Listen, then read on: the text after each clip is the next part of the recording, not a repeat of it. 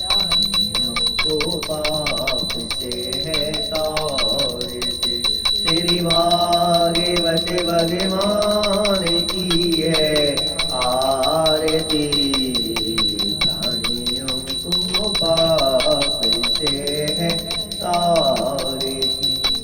ये अमर ग्रंथ ये मुक्ति पंथ ये पंचम वेद निराला है, नव ज्योति जगाने वाला है।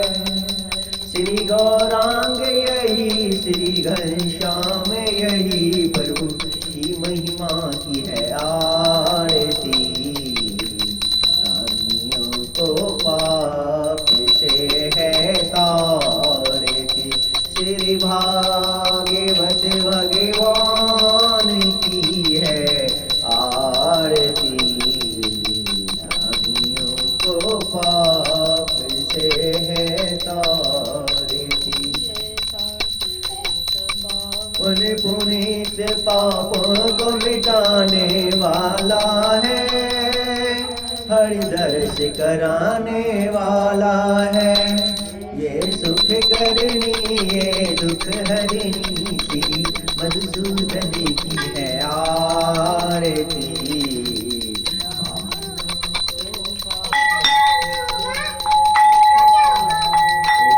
श्री भागवत भगवान की है आरती, पापियों को पाप से है तारती। ये मधुर बोले संत पंथ बोले सन मार्ग बताने वाला है, बिगड़ी को बनाने वाला है।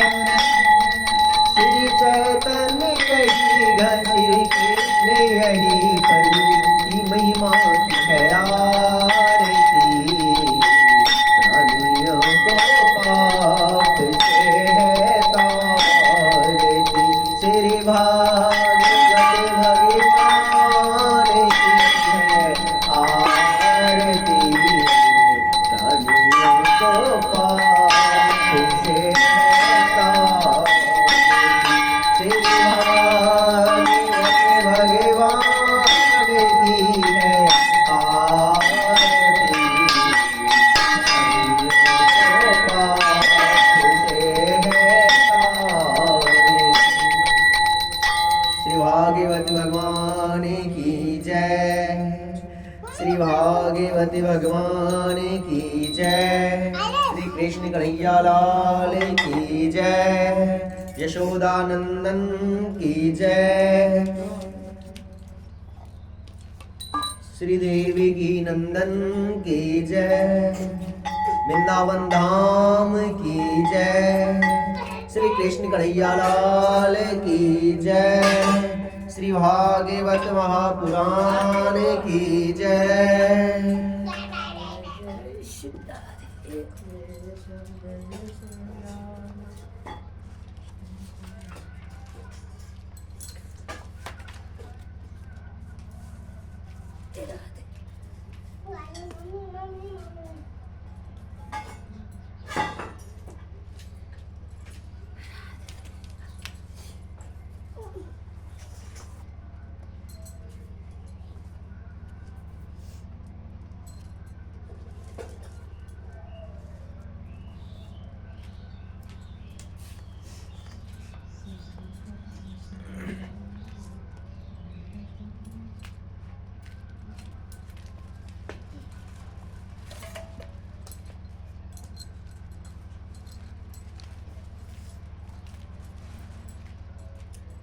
प्रेम से बोलिए श्री राधा रानी सरकार की जय।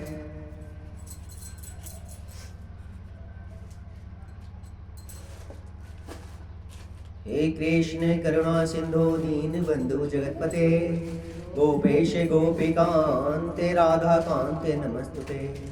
तप्त कांचन गौरांगी राधे वृंदावनेश्वरी, श्री वृषभानुसुते देवी प्रणमामि पुनः पुनः।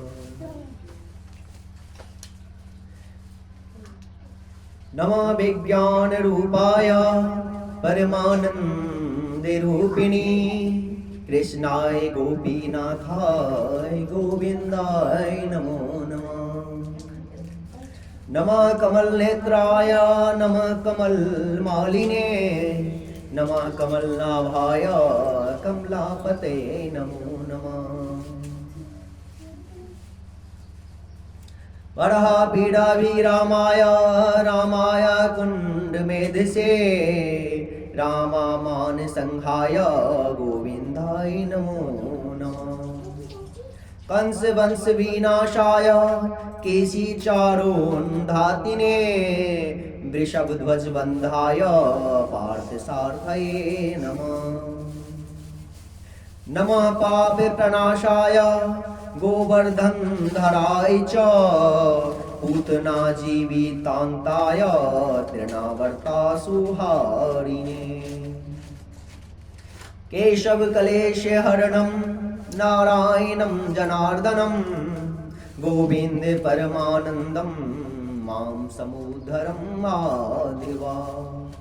प्रसीद परमानंद प्रसीद परमेश्वर आदिव्याधि भुजंगेणं दष्टं मामोधरं प्रभो।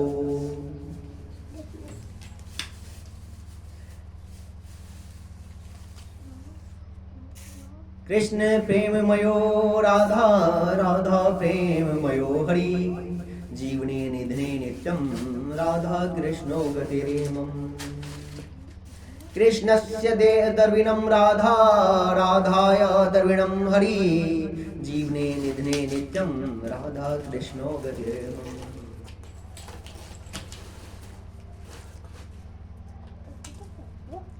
श्री वृंदावन नवल नागरी नटवर नागरी नंदे नंदन प्राणेश्वरी प्राणेश तुम्हें है सदा हमारा अभिनंदन।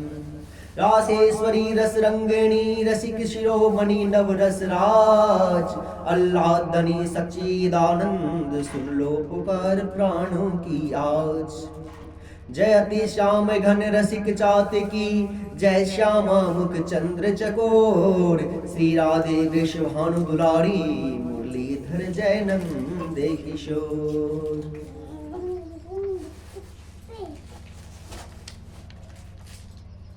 श्री राधा रासेश्वरी रम्या कृष्ण मंत्राधिदेवता सर्वदया सर्ववंदया च वृंदावन विहारिणी। वृंदाराध्या रमा शेषा गोपी मंडल पूजिता सत्या सत्य परा सत्य भामा श्री कृष्ण वल्लभा। वृषभानु सुता गोपी मूल प्रकृतिरीश्वरी गंधर्वा राधिका रम्या रुक्मणी परमेश्वरी। परात परातरा पूर्णा पूर्णचंद्र निभानना भुक्ति मुक्ति प्रदा नित्यं भव्याधि विनाशिनम। बोल श्री राधा रानी की जय वृषभानु दुलारी की जय।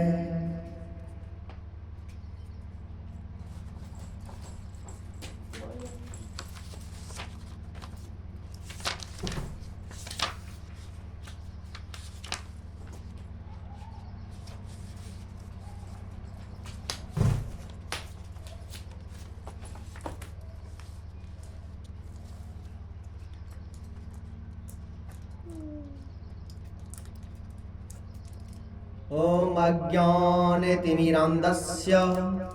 ज्ञानाञ्जनशलाकया चक्षुरुन्मीलितं येन तस्मै श्रीगुरुवे नमः। नमः ॐ विष्णुपादाय आचार्यसिंहरूपिणे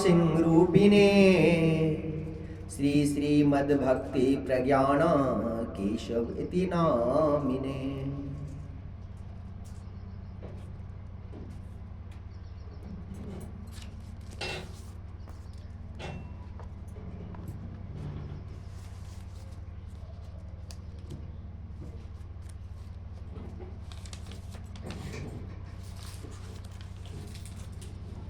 श्री रूप सनातन भट्ट रघुनाथ श्री जीव गोपाल भट्ट दासे रघुनाथ, श्री रूप सनातन भट्ट रघुनाथ, श्री जीव गोपाल भट्ट दासे रघुनाथ। ए छई गोसाई करी चरण बंदन, ए छई गोसाई करी चरण बंदन, जहाँ है ते विघ्ननाश अभीष्ट पूरन, जहाँ है ते विघ्ननाश अभीष्ट पूरन। नित्यं वृंदावनं नौमि कल्पवृक्ष स्वरूपकं, सच्चिदानंद रूपं च श्री राधा कृष्ण लीला स्थलम्।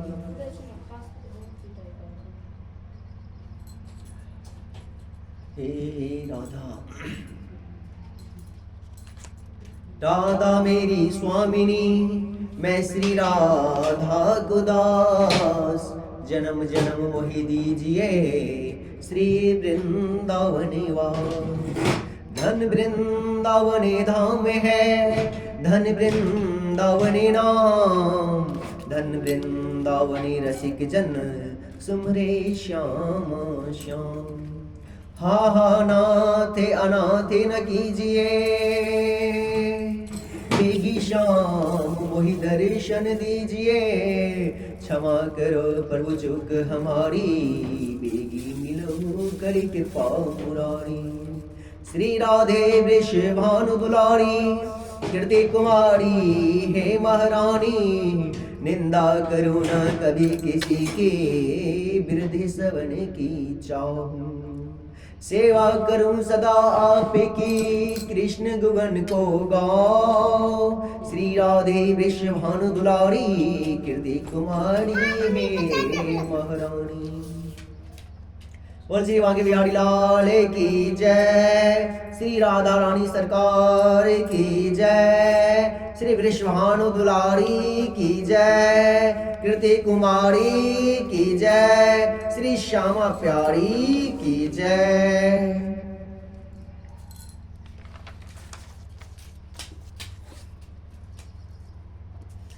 सिया राम मैं सब जग जानी, करहु प्रणाम जोर जुग पानी।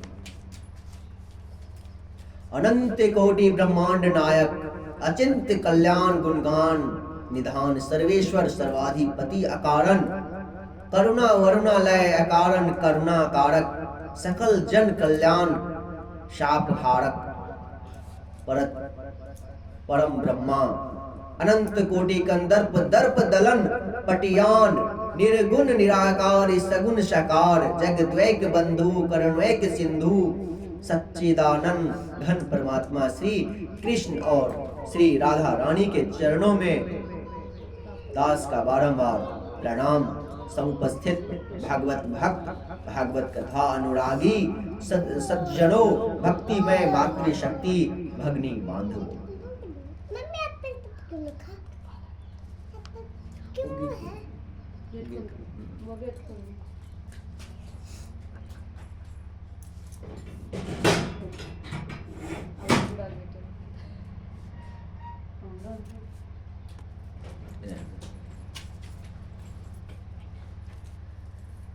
भागवता भागवता इदं स्वरूपम भागवतम। सबसे पहले समझते हैं कि भागवत क्या है।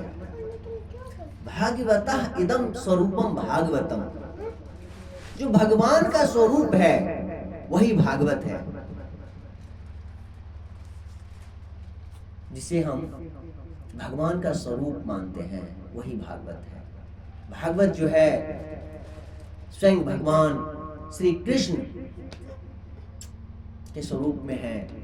भागवत में जो हम आप छोटे छोटे काले काले मोटे मोटे अक्षर देखते हैं, उसी अक्षर न समझिए, एक एक अक्षर जो है भगवान श्री कृष्ण का ही स्वरूप है।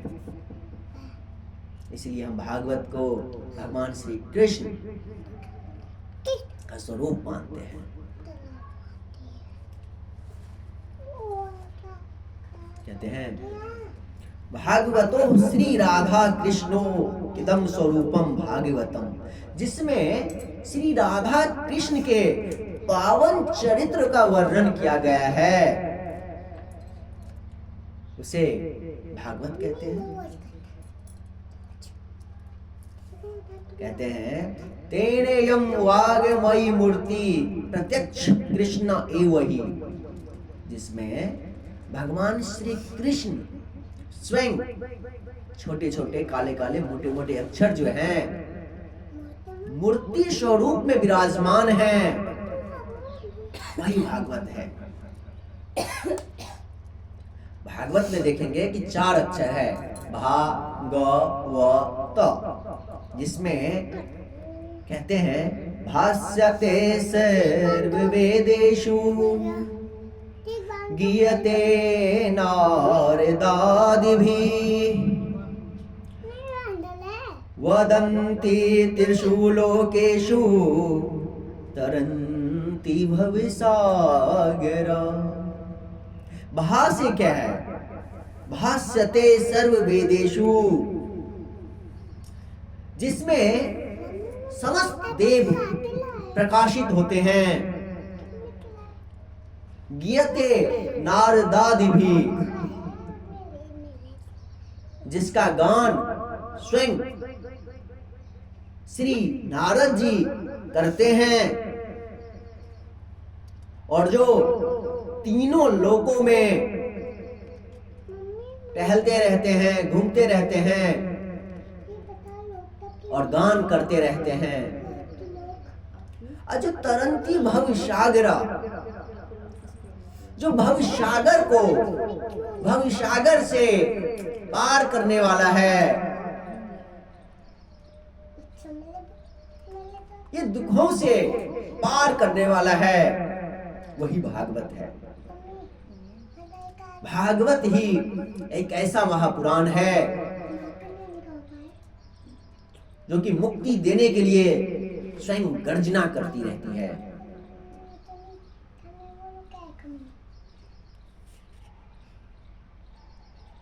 भाकीर्तिवाचको शब्द गकार ज्ञानवाचका वकार वैराग्य दस्वे तकार संसरते तारिका। भागवत में भा जो है कीर्ति प्रदान करती है, गौ जो है गौ अक्षर ज्ञान देने वाला है, वो अक्षर जो है वैराग्य प्रकट करते हैं, वो अक्षर वैराग्य देते हैं, और तो जो है संसार से तारने का उपाय बताते हैं। इसलिए कहा गया है भागवत स्वयं भगवान श्री कृष्ण का स्वरूप है। इसलिए कहा गया है भाष्यते सर्ववेदेषु गीयते नारदादिभिः वदन्ति त्रिषु लोकेषु तरन्ति भवसागरा। इस भवसागर से पार पाना है तो भगवान श्री कृष्ण के स्वरूपों का सेवा करना होगा। भगवान के श्री कृष्ण का जो स्वरूप है श्रीमद् भागवत महापुराण, उनका शरणागत होना पड़ेगा, स्वाध्याय करना होगा, उनकी कथा चिंतन मनन करना होगा। इसीलिए भागवत जो है स्वयं एक ऐसा महापुराण है जो गर्जना करती रहती है कि मेरे शरण में आ जाओ और इस दुखालयम से, इस मृत्यु भूमि से तुम्हें मैं पार कर दूं। तरंती भवसागरा, इस भवसागर से आपको मैं भगवान श्री कृष्ण के शरण तक पहुंचा दूं।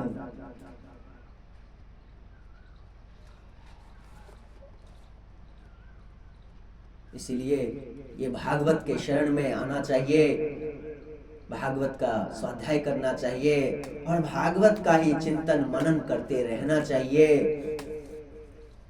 ये भागवत जो है, इसी से हमारा जीवन उद्धार होगा और हमारा जीवन जो इस दुखालय में, संसार के किसी भी प्राणी से पूछिए तो कोई ये नहीं कहेगा कि मैं सुख में हूं, कोई भी नहीं कहेगा।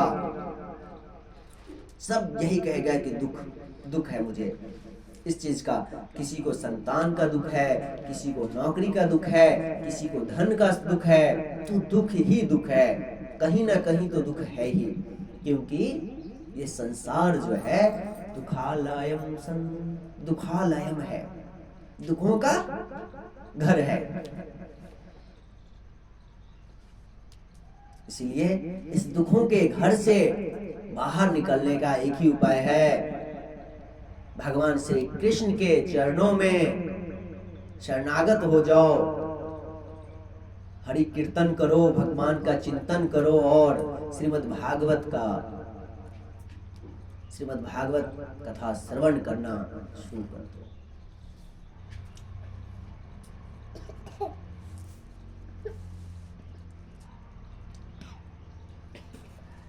सच्चिदानंदे रूपाय विश्वोत्पत्त्यादि हेतवे तापत्रय विनाशाय श्री कृष्णाय वयं नुमः। कहते हैं भगवान तुम्हारे कौन है, हम कृष्ण के स्वरूप को क्यों पूजे, हम कृष्ण को क्यों पूजे, बताओ जरा। इसलिए कहा गया है सच्चिदानंद। सच्चिदानंद कौन है, हमारे स्वयं कृष्ण। सत चित आनंद से जो युक्त है, सतचित आनंद से जो मिला हुआ है, सत्य यदि इस संसार में कोई सत्य चीज है तो भगवान कृष्ण है। किसी का चित्त यदि एकाग्र है, भगवान कृष्ण का आनंद, कोई यदि आनंद में रहता है तो भगवान कृष्ण रहते हैं। इसीलिए उन्हें सच्चिदानंद कहा गया है।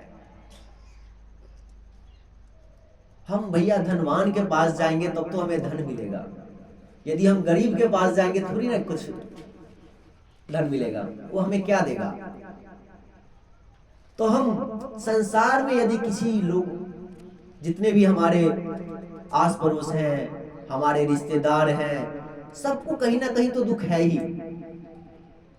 बिना दुख का तो कोई है ही नहीं। तो हम उसके साथ उठना बैठना करके और क्या करेंगे, दुख को भंडार बना लेंगे। लेकिन हम भगवान सच्चिदानंद के पास जाएंगे, श्री कृष्ण के पास जाएंगे, क्योंकि उनके पास क्या है, आनंद ही आनंद है।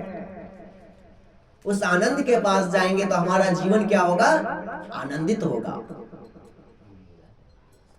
अमीरों को थोड़ा दया आ जाए तो आपको कुछ धन दे देंगे, गरीबों को क्या, जो गरीब हैं वो आपको गरीबी ही दे सकते हैं और अपना दुख क्लेश बता सकते हैं। तो इस संसार में यदि आनंद रहना है, खुशी से रहना है, तो भगवान कृष्ण के शरण में आना ही होगा। कहते हैं भैया ये तो मैं समझा कि तुम्हारे भगवान सच्चिदानंद हैं, और थोड़ा बताओ, और हम भगवान कृष्ण के शरण में क्यों जाएं? तो कहते हैं सच्चिदानंद रूपाय विश्वोत्पत्त्यादि हेतवे, यानी कि विश्व को, पूरे संसार को उत्पत्ति करते हैं, उनका पालन करते हैं और दुष्टों का संहार करते हैं।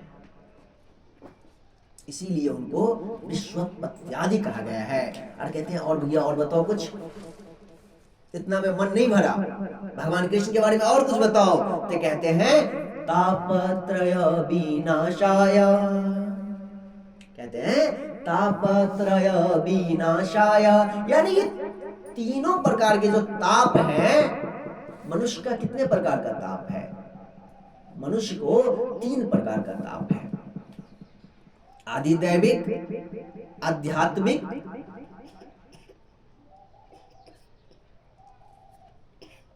आधी दैविक, आधी भौतिक।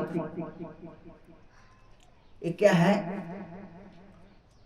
मानसिक ताप हुआ, जो हम अपने मन में ही गुठते हैं कि हमें हमारे बारे में वो क्या बोल रहा है, हमारे बारे में वो क्या सोच रहा है, हमारे बारे में वो क्या कर रहा है। हमें बड़ा दुख है, छोटा सा घर है, हमें छोटी सी नौकरी है, यानी उसके माइंड में, उसके दिमाग में मानसिक ताप है, मानसिक रोग है। तो भगवान कृष्ण क्या करेंगे? आध्यात्मिक मानसिक ताप से आपको, मानसिक जो रोग है उससे दूर करेंगे। उसके बाद क्या है? आदि दैविक। आदि दैविक क्या हुआ? जो प्रकृति के तरफ से, देवी देवताओं के तरफ से आपको दुख दिया गया है। ग्रह नक्षत्र दुनियादारी जो बोलते हैं ना, अरे इसका मंगल ग्रह चल रहा है, इसका शनि ग्रह चल रहा है, इसके वजह से इसकी जिंदगी में पूर्ण विराम आ गया है। तो इसीलिए ये जो इस प्रकार का आदि दैविक ताप है, आदि दैविक देवताओं और नेचर, प्रकृति के तरफ से दिया गया कष्ट है, ताप है, उसको भी भगवान कृष्ण क्या करते हैं? जला देते हैं। और उसके बाद आदि भौतिक। आदि भौतिक क्या हुआ? जैसे हमने करंट बनाया, हमने लाइन बनाया, तार फिट किया और खुद ही उसमें करंट लगा लेते हैं। आदि भौतिक खुद से बनाया हुआ खुद हमें क्या करता है? सर्वनाश की ओर ले जाता है। तो इन तापों से भी बचने के लिए खूब पैसे कमा लिया, इनकम टैक्स वाले आ जाएंगे, ईडी वाले आ जाएंगे, ले जाकर के जेल में डाल देंगे। तो आध्यात्मिक मानसिक ताप, हमारे मन का जो ताप है, इस नेचर आदि दैविक ग्रह नक्षत्र के द्वारा जो ताप दिया गया है, और आदि भौतिक, ये भौतिक के तरफ से जो ताप मिला है, हमें रोग मिला है, कष्ट मिला है, तीनों प्रकार के ताप को नष्ट कर देते हैं। इसीलिए हमें भगवान श्री कृष्ण के पास जाना चाहिए, भगवान श्री कृष्ण के पास जाना चाहिए। उनके ही शरण में हमें जीवन का उद्धार है, बाकी कहीं नहीं है। हर जगह भटकन है, भटकना रहेगा, भटकते रहेंगे, लेकिन जीवन को शांति नहीं मिलेगा। इसलिए हमें भगवान कृष्ण के शरण में जाना चाहिए। यं प्रभजन्ते मनुपेत्मपेति कृत्यं द्वैपायनो विराकातर आजुहावा पुत्रेति तन्मयतया तर्वो विनेदुस् तम सर्वे भूते हृदयं मुनिमानतोऽस्मि।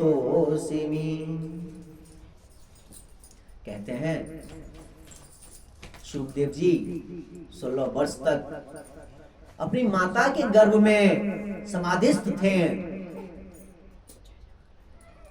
व्यास जी के द्वारा, कृष्ण द्वैपायन व्यास के द्वारा जब शुकदेव जी को गर्भ में प्रार्थना किया गया, बाहर निकलने के लिए कहा गया,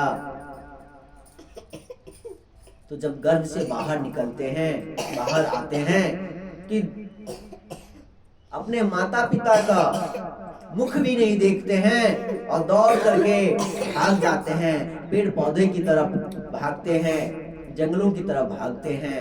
और व्यास जी महाराज जो हैं पीछे पीछे स्वयं भगवान के अंश हैं, भगवान के ही रूप हैं।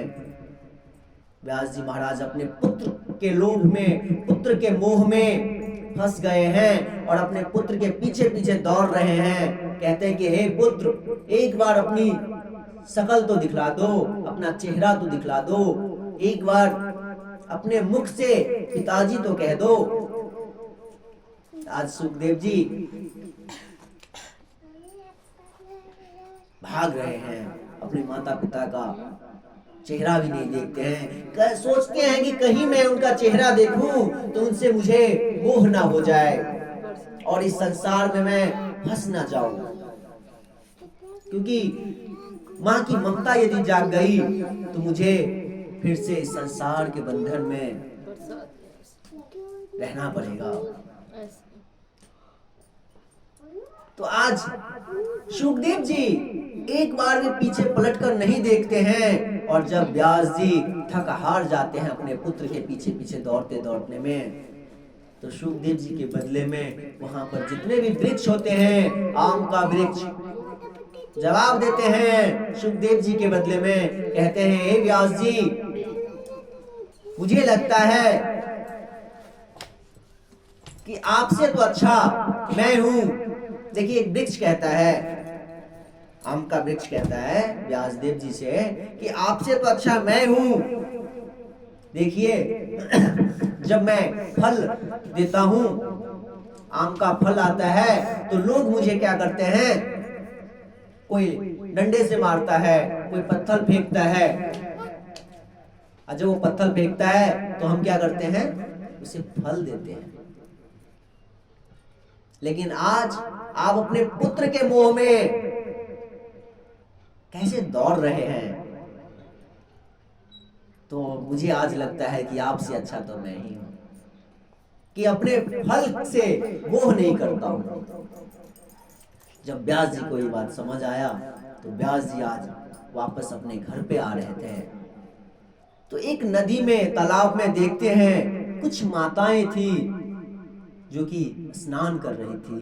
जब स्नान कर रही है, जब सुखदेव जी दौड़ रहे थे तो माता जैसे स्नान कर रहे थे वैसे ही स्नान कर रही थी माता।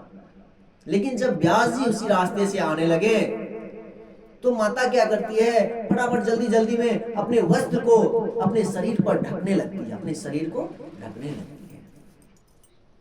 फिर व्यास जी आते हैं और पूछते हैं, हे माता एक चीज बताइए कि जब मेरा पुत्र आपके सामने से जा रहा था तो आप जैसे थे वैसे ही नहा रहे थे, स्नान कर रहे थे, लेकिन मेरा आते ही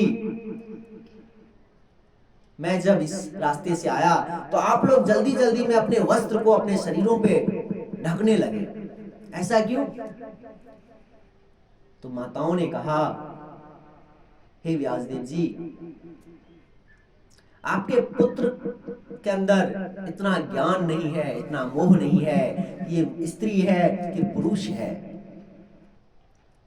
आपका पुत्र जो है उनके अंदर ये भेदभाव नहीं है, लेकिन आपके अंदर तो ये भेदभाव है कि ये स्त्री है, ये पुरुष है। आज व्यास जी को लगा कि मेरे से तो अच्छा मेरा पुत्र ही है, जो भगवान के इस माया से दूर भाग गया और इस माया से दूर रहता है, भगवान कृष्ण का भजन कीर्तन में चला गया है। ऐसे सुखदेव जी को हम प्रणाम करते हैं, ऐसे सुखदेव जी को हम नमस्कार करते हैं। दो शब्द हरि कीर्तन के साथ फिर आगे बढ़ेंगे। आज प्रथम दिवस है, महात्म की कथा होगी, श्रीमद् भागवत का महात्म होगा। हरे कृष्णा कृष्णा कृष्णा हरे हरे, हरे रामा राम राम हरे हरे, हरे कृष्णा कृष्णा कृष्णा हरे हरे, हरे राम राम हरे। श्री मांगे बिहारी लाल की जय, श्री राधा गोविंद देव जी की जय, श्री राधा रमन की जय। कहते हैं नैमिषे सुतमासिं मब्बिवाद महामतिं कथामृता रसास्वादा कुशला शौनका ब्रवीत। तीरथ परम नैमिष विख्याता, तीरथ परम नैमिष विख्याता, अति पुनीत साधक सिद्धिदाता। तीर्थों में श्रेष्ठ, तीर्थों में श्रेष्ठ तीर्थ जो है, पवित्र तीर्थ जो है नैमिषारण्य को माना गया है। वहां पे बहुत तरह के साधक जाते हैं और अपनी कथा को सिद्ध करते हैं, अपने तंत्र मंत्र को सिद्ध करते हैं। गेट को बंद करिए, वहीं पर प्रकाश आ रही है। गेट बंद करिए।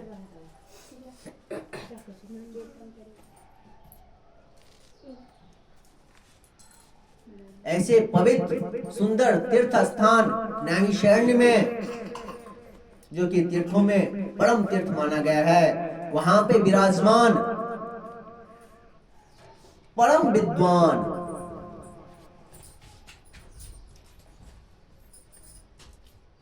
परम विद्वान श्री सूतदेव जी महाराज, श्री सूत जी कथामृत का रसास्वादन करने के लिए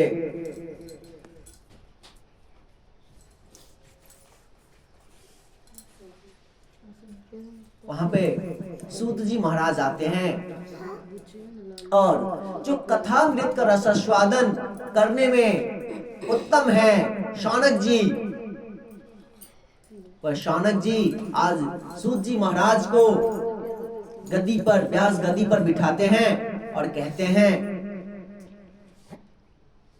हे सूत जी महाराज, आपका ज्ञान जो है हमारे इस अज्ञान को नष्ट करने के काबिल है। आपका ज्ञान हमें इस अंधकार से प्रकाश की ओर ले जा सकता है।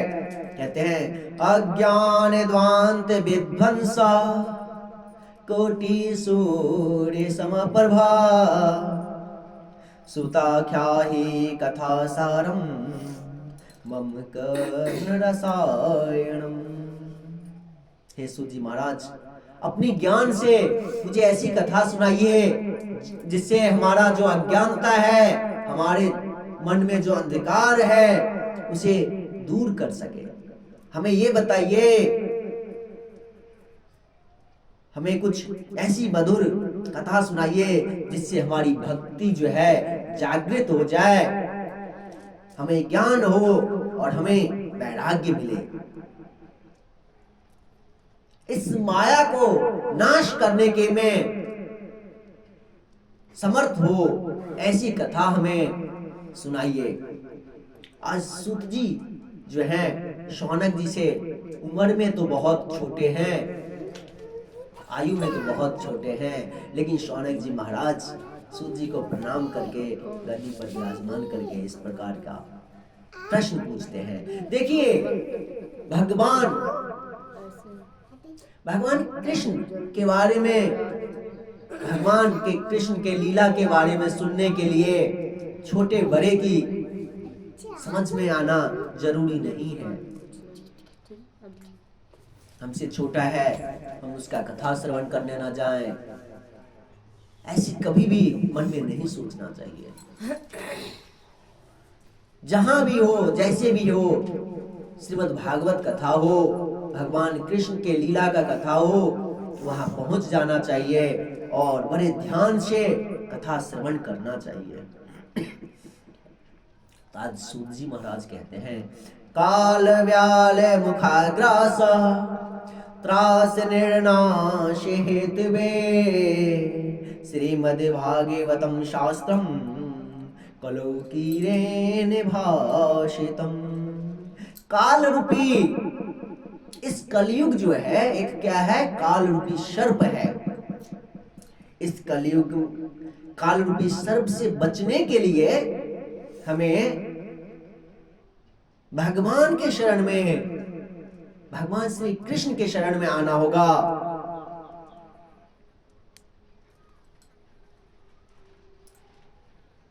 हम भगवान श्री कृष्ण के शरण में आवेंगे, तभी हम इस कलयुग में, इस काल से हम बच पावेंगे। वैसे उससे और कोई दूसरा रास्ता नहीं है, जो कि शुकदेव जी महाराज ने श्रीमद् भागवत का प्रवचन किया हुआ है। और श्री शुकदेव जी महाराज से जो मुझे ज्ञान प्राप्त हुआ, मेरी बुद्धि ने ग्रहण किया, उस कथा में, वही कथा मैं आप सबको कहता हूं।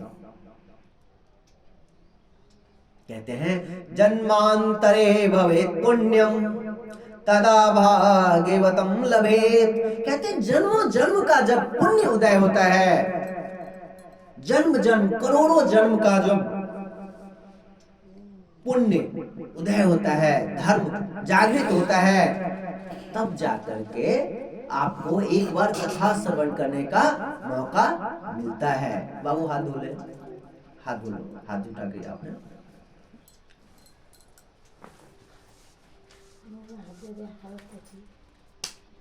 बच्चे हैं, धीरे धीरे समझेंगे। तो इसीलिए यदि कहीं भी कभी भी भगवान श्री कृष्ण की लीला का कथा श्रवण करने का मौका मिले, तो दूर से, कितना भी दूर हो, जाना चाहिए। जितना कदम आप उस जगह तक पहुंचने में लगाएंगे, जितना कदम उठाएंगे, समझिए कि हर एक कदम पे आपका करोड़ों पाप जो है खत्म हो रहा है, करोड़ों पाप आपका खत्म हो रहा है। तो इसीलिए जहां तक हो, जैसे भी हो, कथा श्रवण करने के लिए उतना दूर जाना चाहिए।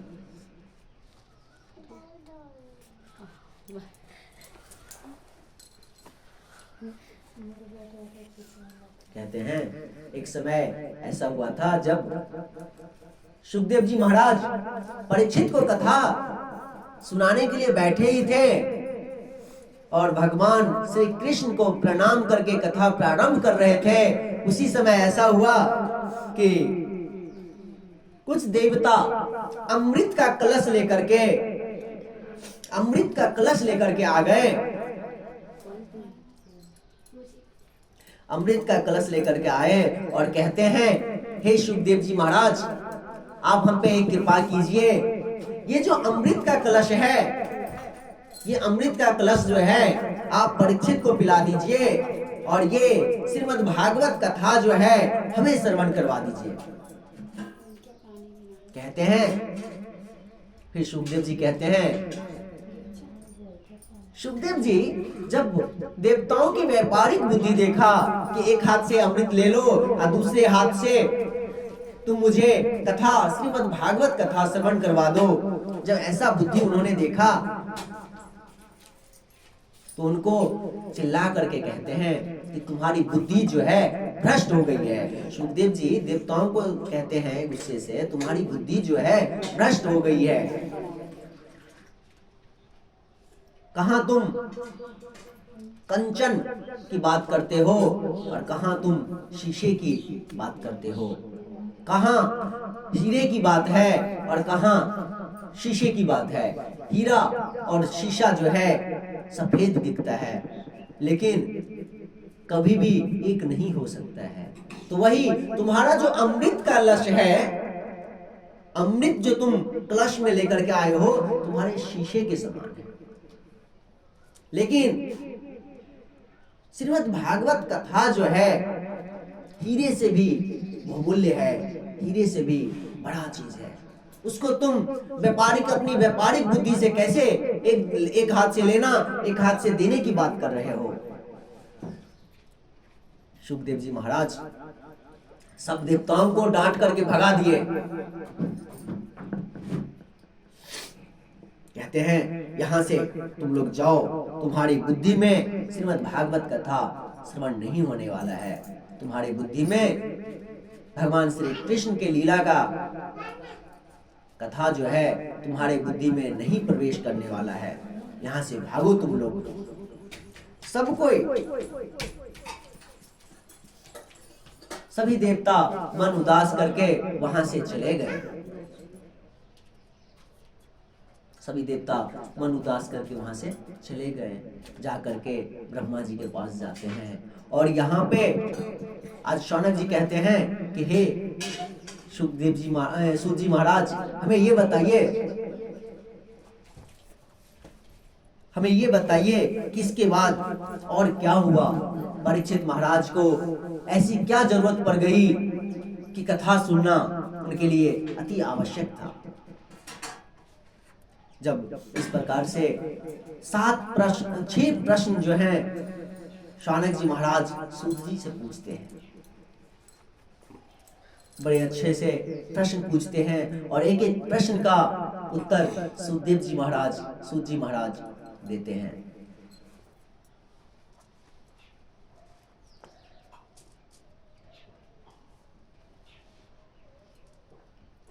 कहते हैं ये श्रीमद् भागवत जो है, श्रीमद् भागवत जो कथा है, ये आपको स्वर्ग में, कैलाश में कहीं नहीं है, कहीं नहीं मिलता है। ये सिर्फ और सिर्फ इस धरती पर विराजमान है। तो इसीलिए हम आप जो हैं, यदि इस मृत भूमि पे दुखालयम में रह रहे हैं तो हमारा आपका बहुत सुंदर नसीब है। हम आप बड़े भाग्यशाली हैं कि यहाँ पर श्री कृष्ण, भगवान श्री कृष्ण का चरित्र का गुणगान करते हैं और उनका श्रवण करते हैं, क्योंकि एकमात्र उपाय है इस दुखालयम से, इस मृत भूमि से, इस नरक से भगवान कृष्ण के शरण में प्रवेश करने का एक ही उपाय है श्रीमद् भागवत, उनका चिंतन, उनका मनन, उनका कीर्तन। तो वही हम आप करते हैं। ये बड़ा खुशी की बात है। और वृंदावन धाम में रहते हैं तो वृंदावन धाम तो समझिए, वृंदावन धाम नहीं है, वृंदावन धाम जो है भगवान श्री कृष्ण का हृदय है। एक बार ऐसा हुआ था, प्रयाग भगवान ने, श्री नारायण ने सब तीर्थों का मेन मुखिया जो है प्रयाग को बनाए थे। जब प्रयाग को बनाए थे तो प्रयाग ने सब तीर्थों को कहा कि हमें कर चुकाने के लिए हर साल आना पड़ेगा। तो सब तीर्थ स्थान प्रयाग के पास जाते हैं और कर चुकाते हैं। तो वृंदावन धाम नहीं गए। जब वृंदावन नहीं पहुंचे तो प्रयाग हमारे कृष्ण कन्हैया के पास जाते हैं, नारायण के पास जाते हैं, कहते हैं भगवान आपने मुझे तीर्थों का मुखिया बनाया है, तो उचित तो यही है कि जितने भी तीर्थ हैं मेरे पास आकर के अपना कर चुकावे, मेरा निवेदन करें, प्रणाम करें। लेकिन वृंदावन नहीं आया है। तो भगवान कृष्ण कहते हैं प्रयाग ये तो सही बात है कि तीर्थों का राजा मैंने आपको बनाया, सब प्रकार के तीर्थों का मुखिया आपको मैंने बना दिया, लेकिन मैंने आपको अपने घर का मुखिया नहीं बनाया। तो वृंदावन धाम जो है हमारा घर है। बोलिए वृंदावन धाम की जय।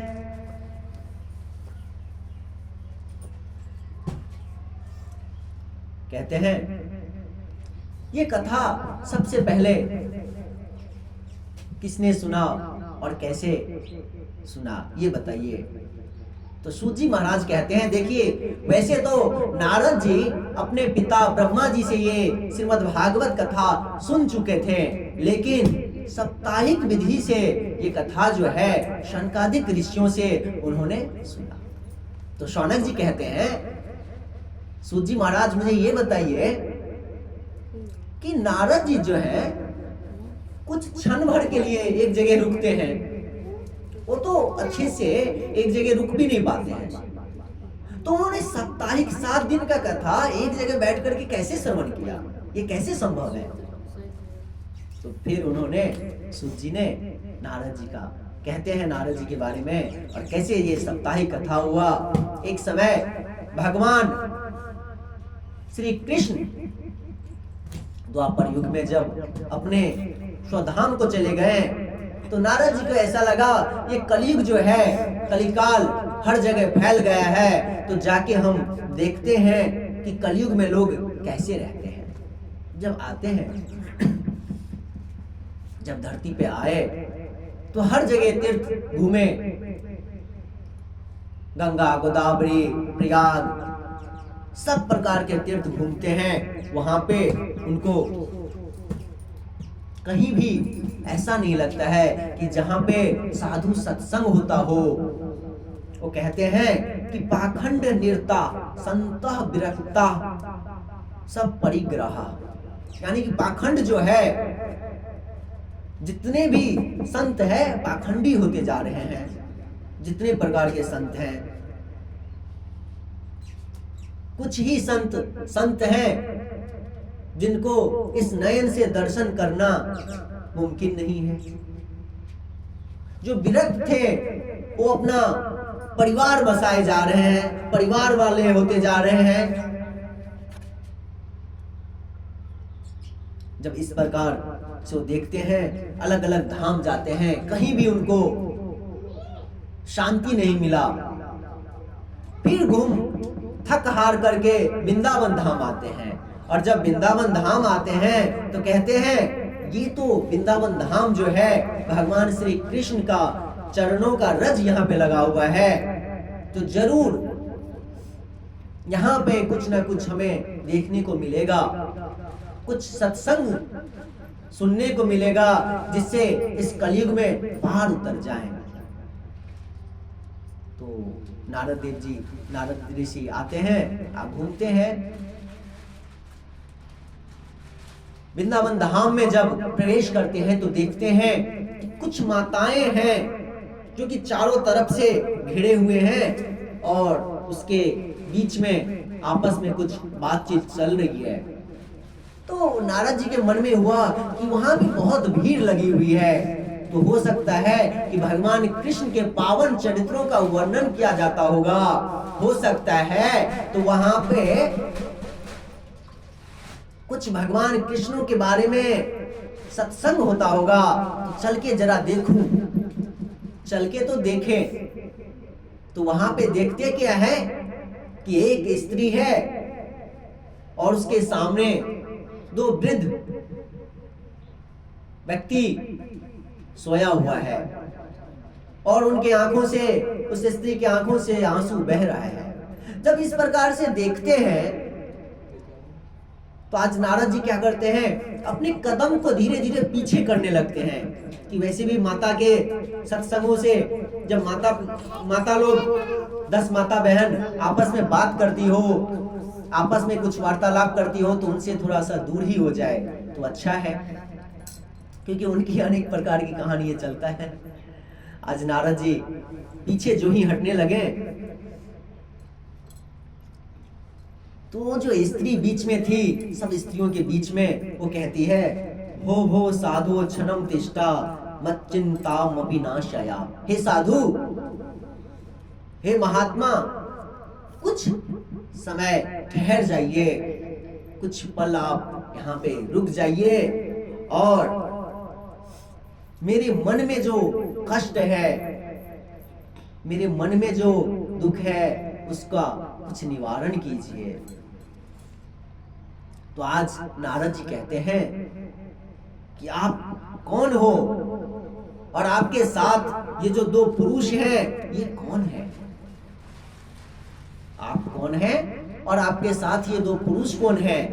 और आपके चारों तरफ ये माताएं जो हैं ये कौन है? ऐसे नहीं है कि नारद जी को पता नहीं है, नारद जी को सब पता है। कौन ये वृद्ध व्यक्ति है, कौन ये माताएं हैं, चारों तरफ से घिरे हुए कौन मां, सब उनको पता है। लेकिन हमें और आपको ज्ञान दिलाने के लिए, हमें और आपको भक्ति जागृत करने के लिए वो इस प्रकार का प्रश्न पूछते हैं। तो फिर उसमें जो स्त्री रहती है बीच में, वो कहती है, अहम भक्ति रीति ख्याता इम्मो में तनयो मतो ज्ञान वैराग्य नामानो काल योगेन जर्जरो। हे देवर्षि, मैं भक्ति हूं, और ये जो दो वृद्ध व्यक्ति का आप देख रहे हैं, ये मेरा पुत्र है, ज्ञान और वैराग्य।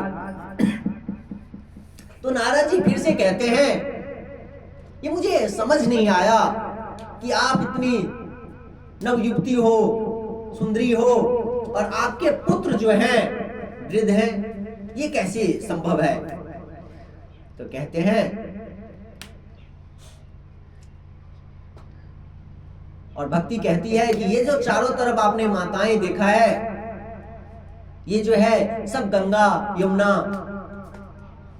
गोदावरी, सब तीर्थ हैं जो कि भक्ति के चारों तरफ रहते हैं। कहते हैं, भक्ति कहती है, उत्पन्ने दर्विनेशाहम वृद्धिम कर्नाटके गता कोचित कोचिन महाराष्ट्रे गुर्जरे जृंताम गता। कहते हैं कि मैं दक्षिण में उत्पन्न हुई, कर्नाटका में थोड़ी सी बढ़ी, वृद्धि हुई हमारी, महाराष्ट्र में कहीं कहीं हमें पूजा गया है, महाराष्ट्र में हमें कहीं कहीं इज्जत मिला है, इसीलिए महाराष्ट्र की भूमि को संतों की भूमि कहा गया है। महाराष्ट्र जो है, महाराष्ट्र की भूमि को संतों को भूमि कहा गया है। अब महाराष्ट्र में अच्छे अच्छे संत अवतार लिए हैं। महाराष्ट्र में आप अच्छे अच्छे संत, वहां पे संतों की कथा श्रवण कर सकते हैं महाराष्ट्र में। उसके बाद कहते हैं, जब मैं गुजरात गई तो वहां पे तो मुझे कलयुग जो है इतना घेर चुका है कि मैं वृद्ध हो गई, एकदम से वृद्ध के साथ एकदम से मेरे शरीरों का झुड़ी झुड़ी भी निकल गया, इतनी वृद्ध हो गई, क्योंकि गुजरात में धनों के सिवा कुछ नहीं है। गुजरात में सब कोई बच्चे जन्म लेते हैं और धन के पीछे भागते हैं कि मुझे धन चाहिए, धन चाहिए। अभी तो वैसे बहुत अच्छे से बहुत वहां पे भक्ति का भी काम होने लगा है, लेकिन गुजरात में सिर्फ और सिर्फ धन की ही पूजा किया जाता है। लेकिन ऐसा हुआ कि मैं जब वृंदावन धाम आई, वृंदावनम पुनः प्राप्य नवीने स्वरूपिणी, जब मैं वृंदावन धाम आई तो मैं तो यहाँ पे नवयुवती बन गई, तरुणी हो गई, मैं जैसे थी वैसे हो गई। लेकिन मेरे पुत्र जो है ज्ञान और वैराग्य, ये जैसे थे वृद्ध के वृद्ध ही रह गए हैं। तो मुझे मन में कष्ट है, मन में ये बात है, प्रश्न है कि मैं नवयुवती बन गई और मेरे दोनों पुत्र जो है ज्ञान वैराग्य वृद्ध है, उनको कैसे निवारण होगा, ये जरा मुझे बताइए। तो आज नारद जी कहते हैं, इस वृंदावन धाम की भूमि की महिमा बताते हैं कि वृंदावन धाम जो है, भगवान श्री कृष्ण अपने मित्र सखाओं के साथ इस भूमि पर खेलते हैं, कूदते हैं, दौड़ते हैं, आनंद उठाते हैं। तो ये जो भूमि है वृंदावन का रज है, रज रज में भगवान कृष्ण का प्रवेश है। इसीलिए आप आते ही आते यहाँ पे नवयुवती अपने स्वरूप में आ गई हो। कहती है भक्ति, हे ऋषि मुझे एक बात बताइए, यदि कलयुग इतना उदंड है, इस सर्प के समान है, तो राजा परीक्षित ने इस कलयुग को क्यों आने दिया? क्यों ना इसको आने से पहले ही खत्म कर दिया? तो नारद जी कहते हैं, भक्ति तुम कहती तो सही हो, लेकिन कहते हैं यत् फलम नास्ति तपसा न योगेन समाधिना तत्फलम लभते सम्यक लोकेशव कीर्तनात्। कहते हैं सतयुग में तो कई वर्षों, कई हजार वर्षों ध्यान करने के बाद भगवान का स्वरूप दिखता था, भगवान प्रकट होते थे। त्रेता में यज्ञों के द्वारा भगवान को प्रसन्न किया जा सकता था। द्वापर में भगवान की सेवा करने से भगवान प्रसन्न होते थे। वही कलयुग में केवल हरि कीर्तन, केशव का कीर्तन करोगे, उसी से भगवान प्रसन्न हो जाएंगे। और ये कलयुग जो है, कली सर्प है, आपको कुछ बिगाड़ नहीं पाएगा। इसीलिए परीक्षित महाराज कलयुग को रहने दिए कि चलो इस कलयुग में लाख बुराई है, लाख बुराई हो कलयुग में, लेकिन एक ही अच्छाई, इतनी अच्छी अच्छाई है कि लाखों बुराइयों को पीछे छोड़ देता है। इसीलिए हमें कीर्तन करना चाहिए। हरि कीर्तन करना ही इस कलयुग में सबसे बड़ा दवा है। इस कली सर्प से बचना है, इस कली रोग से बचना है, तो क्या करना होगा? हरि कीर्तन करना होगा। और हम आप भी 2 बार हरि का नाम लेंगे। हरे कृष्णा कृष्णा कृष्णा हरे हरे, हरे रामा रामा रामा हरे हरे, हरे कृष्णा कृष्णा कृष्णा हरे हरे, हरे रामा रामा रामा हरे हरे। बोल श्री वागे बिहारी लाल की जय।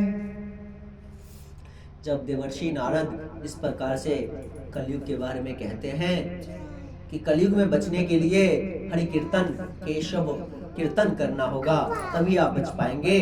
तो आज भक्ति कहती है,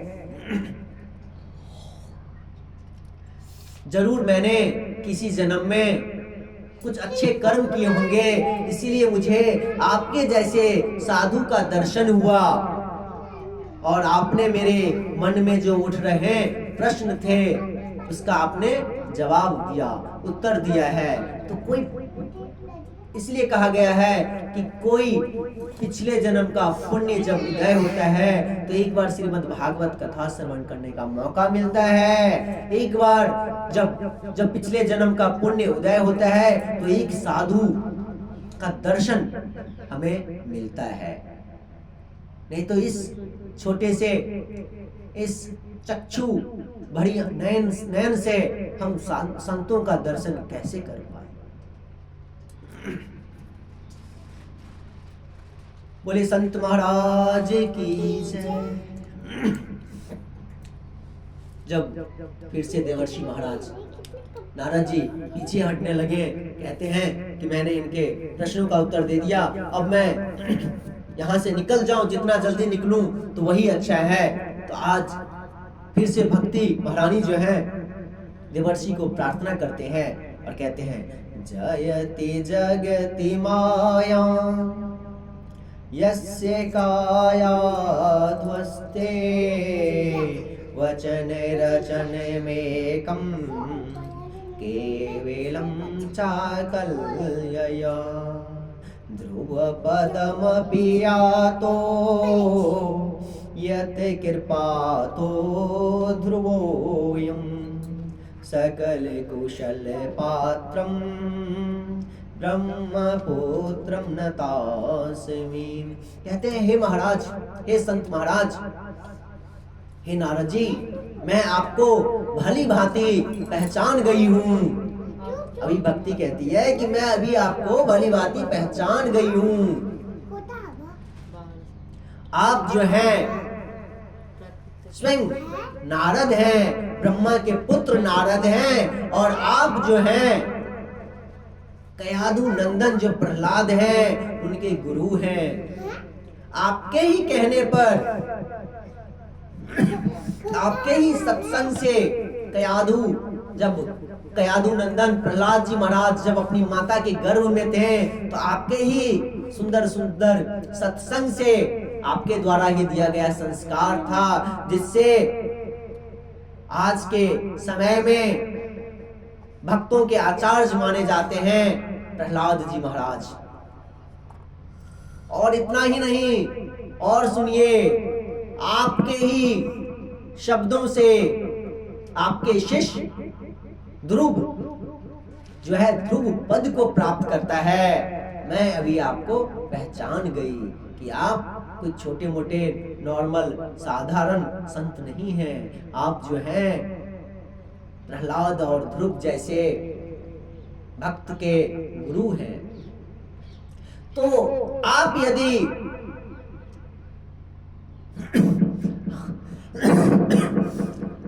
हमारे मन का कष्ट नहीं निवारण करेंगे, नहीं दूर करेंगे, तो कौन करेगा। इसलिए हे नारद जी महाराज, हमारे जो ये पुत्र हैं ज्ञान और वैराग्य, आप कुछ कृपा कीजिए ताकि इनकी निद्रा खुले और ये जागृत हो। आज नारद जी बहुत तरह का जितने भी ग्रंथ हैं, जितने भी पुराण हैं, सब पुराणों का आज उन्होंने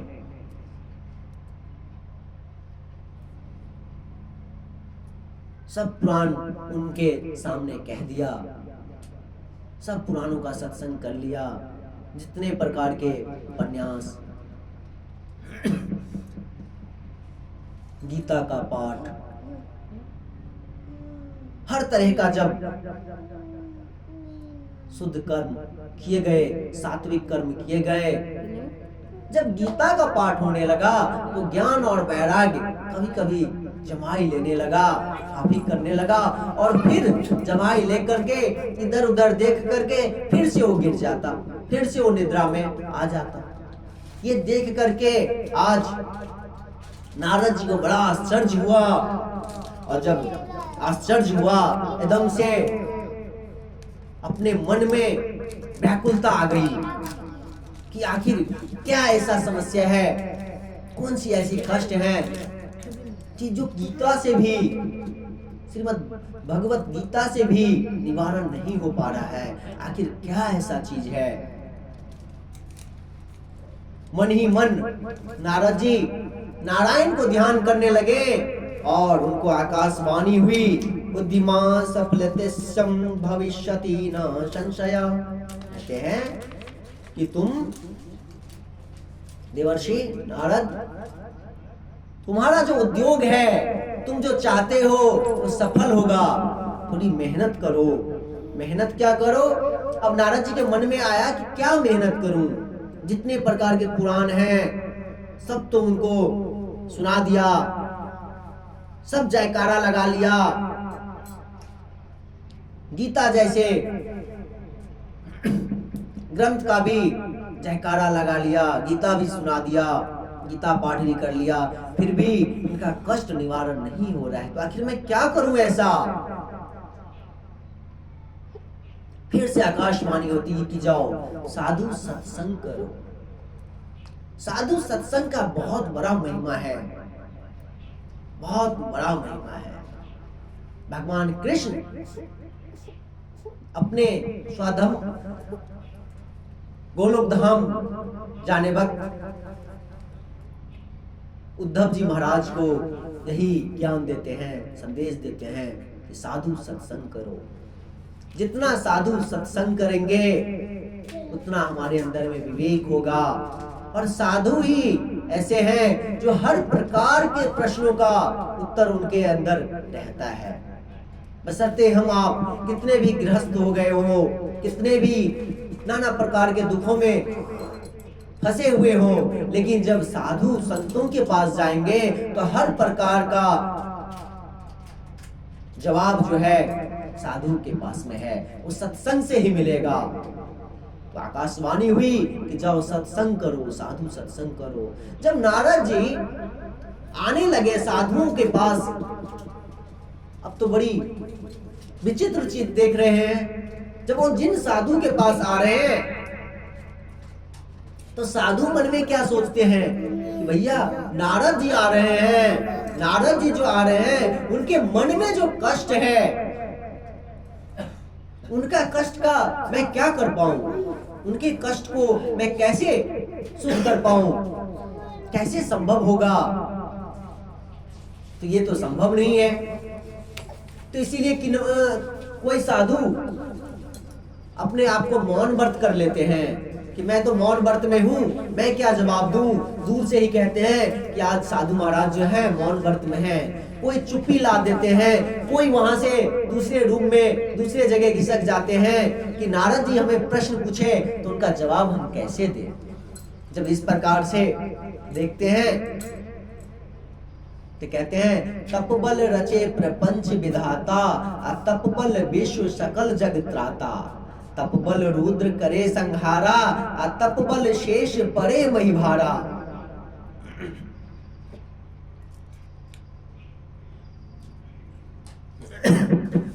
आज नारद जी को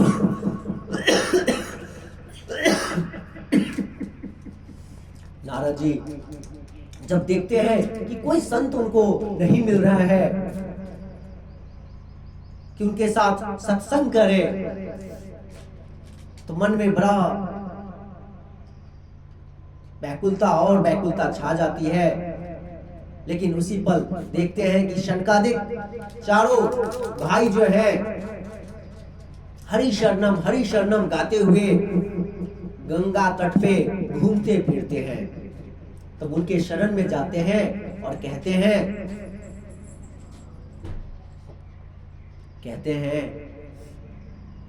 आज शनकादिक कहते हैं, हे नारद जी कहां से आप आ रहे हो? जैसे लग रहा है कि आपके अंदर जो है एक अलग सा बेचैनी है, अलग सी बेचैनी है। जैसे किसी का धन कहीं छिन जाता है तो बेचैन होता है, उसी प्रकार से आप बेचैन हो। बताओ आखिर क्या बात है? तो आज कहते हैं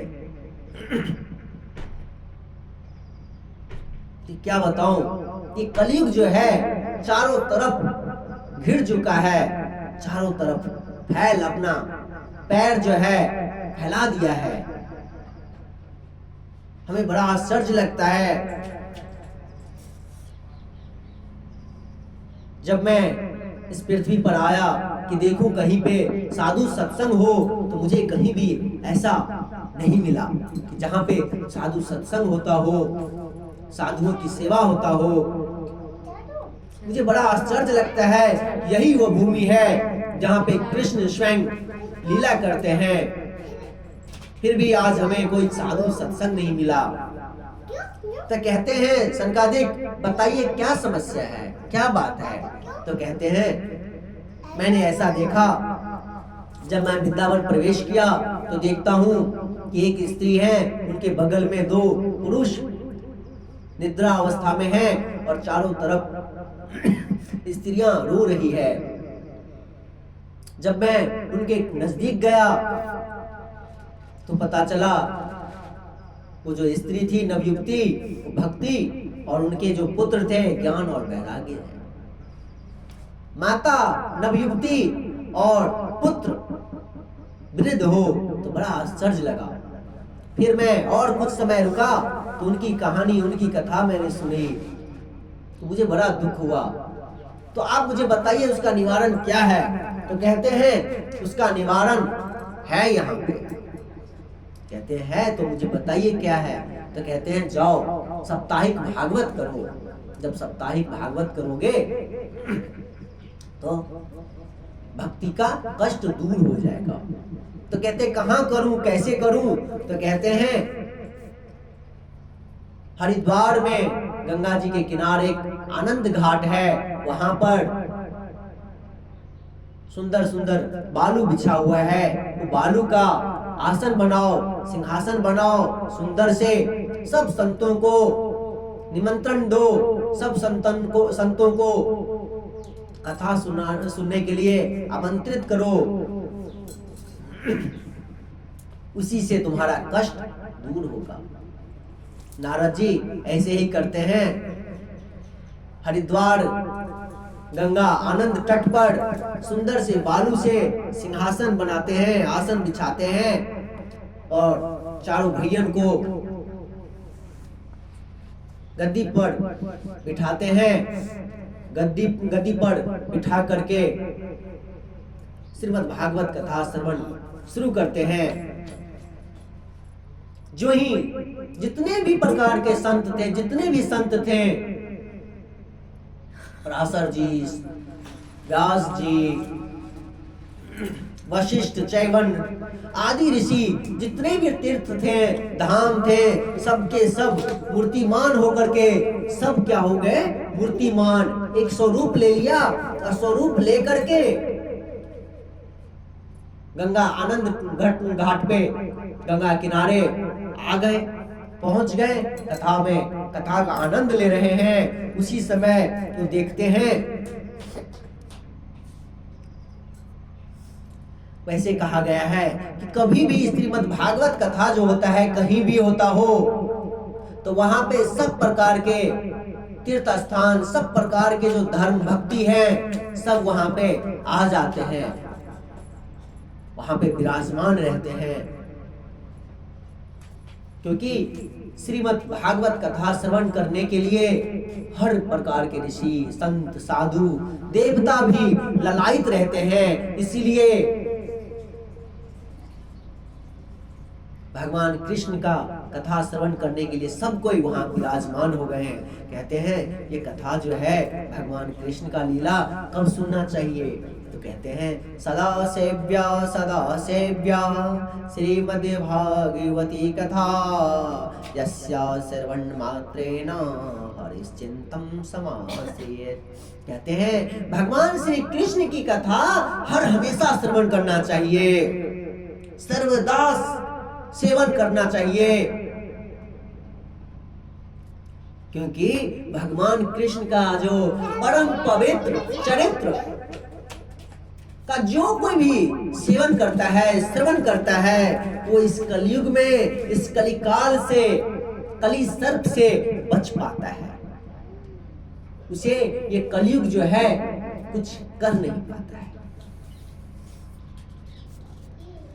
आज इसीलिए जहां भी हो, जैसे भी हो, हम सबको श्रीमद् भागवत कथा श्रवण करना चाहिए। जब कथा शुरुआत हुई, बड़े अच्छे से सभी देव देवता आ गए, तीर्थ स्थान विराजमान हो गए, ऋषि साधु सत्संग सब अच्छे से विराजमान हुए। उसी समय अचानक कुछ ऐसा हुआ कि एक स्त्री जो थी, हे कृष्ण गोविंद हरे मुरारी, हे नाथ नारायण वासुदेवा करते हुए हरे कृष्णा कृष्ण कृष्ण हरे हरे, हरे राम राम राम हरे हरे जयकारा करती हुई प्रकट हो गई अपने पुत्रों के साथ। तो सबने पूछा ये कौन है? तो आज संकादिक ने कहा ये भक्ति है और इनके ज्ञान और वैराग्य इनके पुत्र हैं। तो आज भक्ति महारानी कहती है कि हे भगवान मैं कहाँ विराजमान हो जाऊं? तो आज शंकादिक कहते हैं कि जहां भी भक्ति जागृत हो, जहां भी भगवान का भजन कीर्तन हो, जहां भी साधु हो, सत्संग हो, जहां भी कथा प्रवचन हो, वहां सबके दिलों में, सबके हृदय में आप विराजमान हो जाइए। तो इसलिए देखेंगे जब भी आप कथा श्रवण करेंगे, साधु सत्संग करेंगे, हरि कीर्तन करेंगे, तो आपका मन जो है पवित्र हो जाता है। क्योंकि उस वक्त, उस समय आपके हृदय में श्री भक्ति महारानी विराजमान हो जाती है। अपने पुत्र ज्ञान वैराग्य को लेकर के आपके हृदय में विराजमान होती है, खिल उठती है। तो इससे आपका भक्ति जो है जागृत होता है और आपका मन में जो है एकदम से ज्ञान भी प्रकट होता है, ज्ञान भी मिलता है और इस संसार से वैराग्य होने का भी मन करता है। बोली भक्ति महारानी की जय।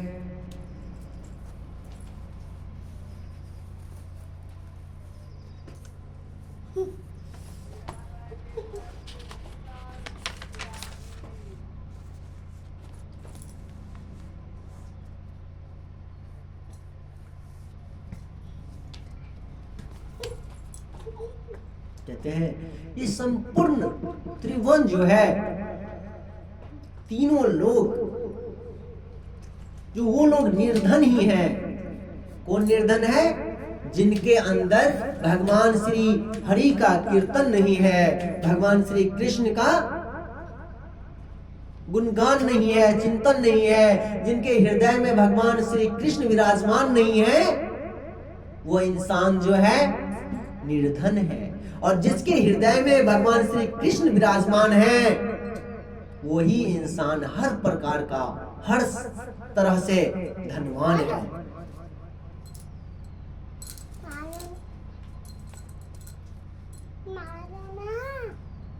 कहते हैं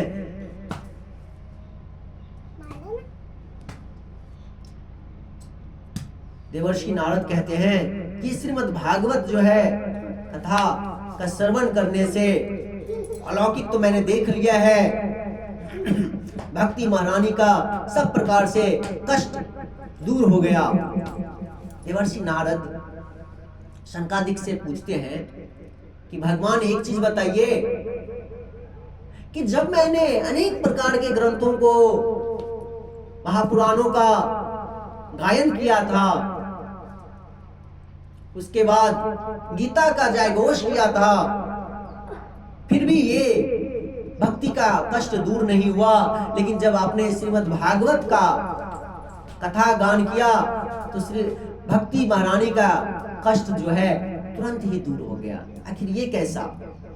क्योंकि भागवत महापुराण में भी सब वेदों का ही तो सार छिपा हुआ है। तो आज शंकादिक कहते हैं कि भ्राते सुनो, जब हमें अग्नि में आहुति देना होता है तो क्या देते हैं? किस चीज से आहुति देते हैं? कहते हैं घी से देते हैं।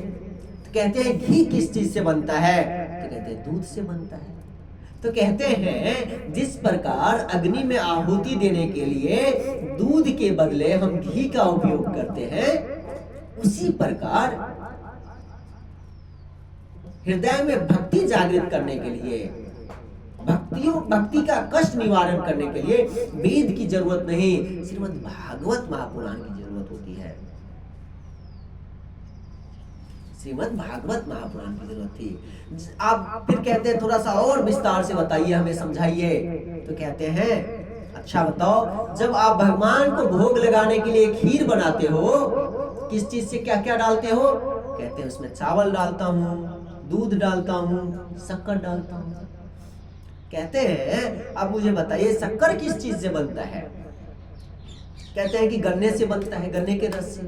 तो कहते हैं यदि मैं शक्कर न डाल करके गन्ने का रस डालूं तो खीर बन पाएगा? या गन्ने को काट करके ही मैं उस दूध और चावल में मिला दूं तो खीर बन पाएगा? तो बोले नहीं बन पाएगा। तो कहते हैं जिस प्रकार से अग्नि आहुति देने के लिए घी की जरूरत है, खीर बनाने के लिए शक्कर की जरूरत है, उसी प्रकार से ये जो तीनों प्रकार के कष्ट हैं, इसका निवारण करने के लिए श्रीमद् भागवत कथा है। तो इसीलिए हमें श्रीमद् भागवत कथा श्रवण करना चाहिए। बोल श्री भागवत महापुराण की जय। कहते हैं महाराज, देवर्षि नारद कहते हैं शंकादिक से, हे महाराज ये तो कथा मैंने देख लिया, ये तो लौकिक, मैंने अलौकिक चीजें देख लिया कि कथा होते ही, प्रवचन शुरुआत होते ही भक्ति महारानी अपने दोनों पुत्रों के साथ सबके हृदय में विराजमान हो गई। मुझे कुछ और बताइए कि कौन कौन लोग इससे, इस पाप जो पाप करते हैं, कितने किस प्रकार के लोग जो पाप करते हैं वो भागवत सुन करके अपने जीवन को धन्य धन्य करते हैं। कौन कौन ऐसे लोग हैं? तो आज शंकादिक कहते हैं, देवर्षि सुनिए, पापी से पापी, अत्यंत पापी, अति पापी, जो जुआ खेलता हो, शराब पीता हो, माता पिता को कष्ट देता हो, भाई बंधुओं से लड़ता हो, झगड़ता हो, पापी से पापी, कैसा भी पापी हो, वो भी यदि श्रीमद् भागवत कथा श्रवण करे तो उस पाप को हर प्रकार के पाप को नष्ट कर देती है। तो कहते हैं कुछ एग्जाम्पल है, देवर्षि कहते हैं संकादिक से कुछ उदाहरण है। तो कहते हैं इसका तो उदाहरण मैं देता ही हूं, लेकिन सुनो, जो भूत प्रेत है, पाप के वजह से भूत प्रेत के योनि में चले गया है, उस पापी को भी हम श्रीमद् भागवत कथा श्रवण करने से वो भी उद्धार हो जाता है। तो कहते हैं कुछ प्रमाण दिखलाइए, हमें उदाहरण दीजिए। तो आज संकादिक बताते हैं कि देखो, तुंगभद्रा नाम की नदी के तट पर एक उत्तम नाम का नगर था, और वहां पर स्वधर्म यानी कि अपना धर्म खुद से करने वाला एक ब्राह्मण आत्मदेव थे। वो आत्मदेव ब्राह्मण जो है, वैसे तो हर चीज से धनवान थे, गुणवान थे, लेकिन फिर भी अपना स्वधर्म करते थे, जो ब्राह्मण का धर्म है, भिक्षाटन करना, भिक्षा करना,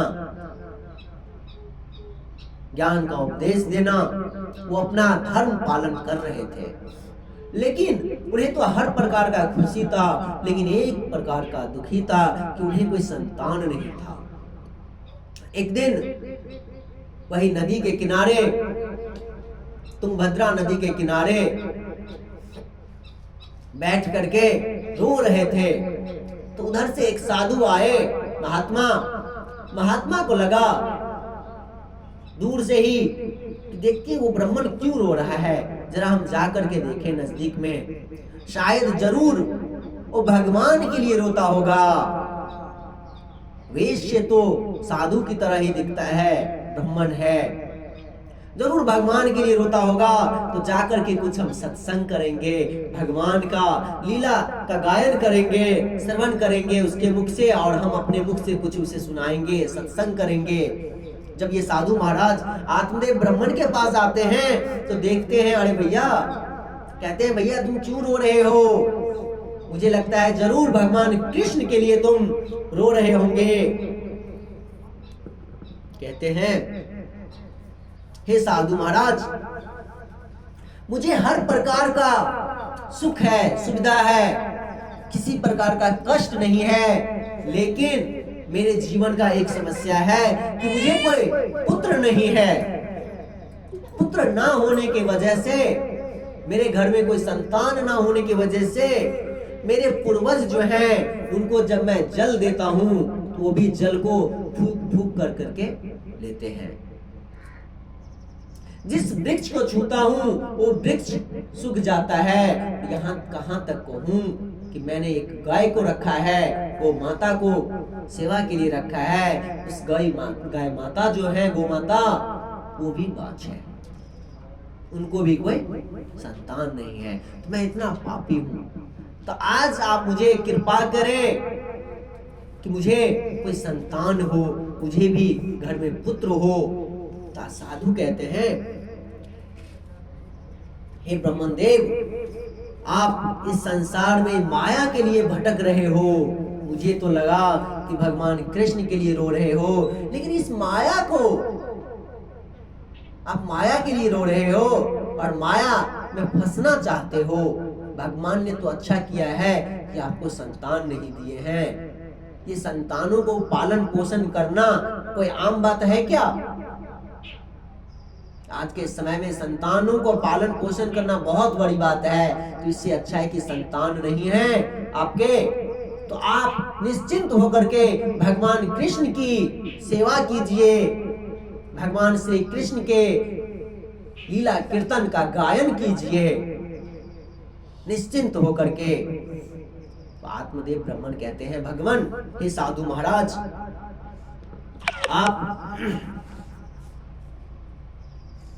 आपको मैं कैसे समझाऊं, घर में एक गृहस्थ के लिए बालक होना, संतान होना कितना जरूरी है, कैसे समझाऊं आपको मैं। जब बच्चे जो हैं पिताजी पिताजी कह करके बुलाते हैं, पुकारते हैं, तो बड़ा आनंद आता है, इतना आनंद आता है कि क्या बताऊं मैं आपको।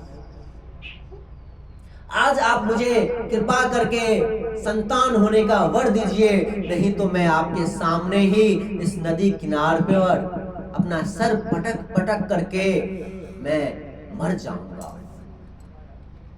जब इस प्रकार से साधु सुनते हैं तो कहते हैं, दया बिनु संत कसाई, दया करी तो आफत आई। यदि संत के अंदर में दया नहीं है तो कसाई के समान है, और संत ने अगर दया कर दी तो बेचारे को आफत, हम आप क्या करते हैं, आफत डाल देते हैं। अब वो आत्मदेव ब्राह्मण कहते हैं, यदि हमें संतान का वर नहीं दोगे तो हम यहीं पे सर पटक पटक करके आपके सामने ही मर जाएंगे। बड़ी आफत आ गई संत महाराज को, तो उन्होंने एक फल दिया।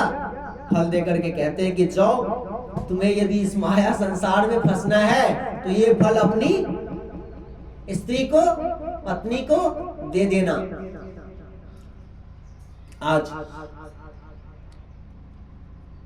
आत्मदेव ब्राह्मण जो है फल लेकर के आते हैं, और उनकी पत्नी होती है धुंधली। धुंधली जो होती है, जैसे उसका नाम धुंधली वैसे ही उसका करनी धुंधली है। बड़ी झगड़ालू होती है, बड़ी बदमाश होती है, अपने पति की कभी सेवा नहीं करती है, पति की कभी बात नहीं मानती है, अगल बगल जो भी लोग हैं सबसे झगड़ा करती रहती है, और आलसी की तरह घर में बैठी रहती है। आज आत्मदेव ब्राह्मण आते हैं, कहते हैं कि धुंधली सुनो, ये फल है, ये फल खाने से तुम्हें हमारे घर में भी बच्चों का गुंजकारी आएगा। पिताजी पिताजी तुम्हें माताजी कह करके बुलाएंगे, तो ये फल खा लो, एक साधु ने दिया है। आज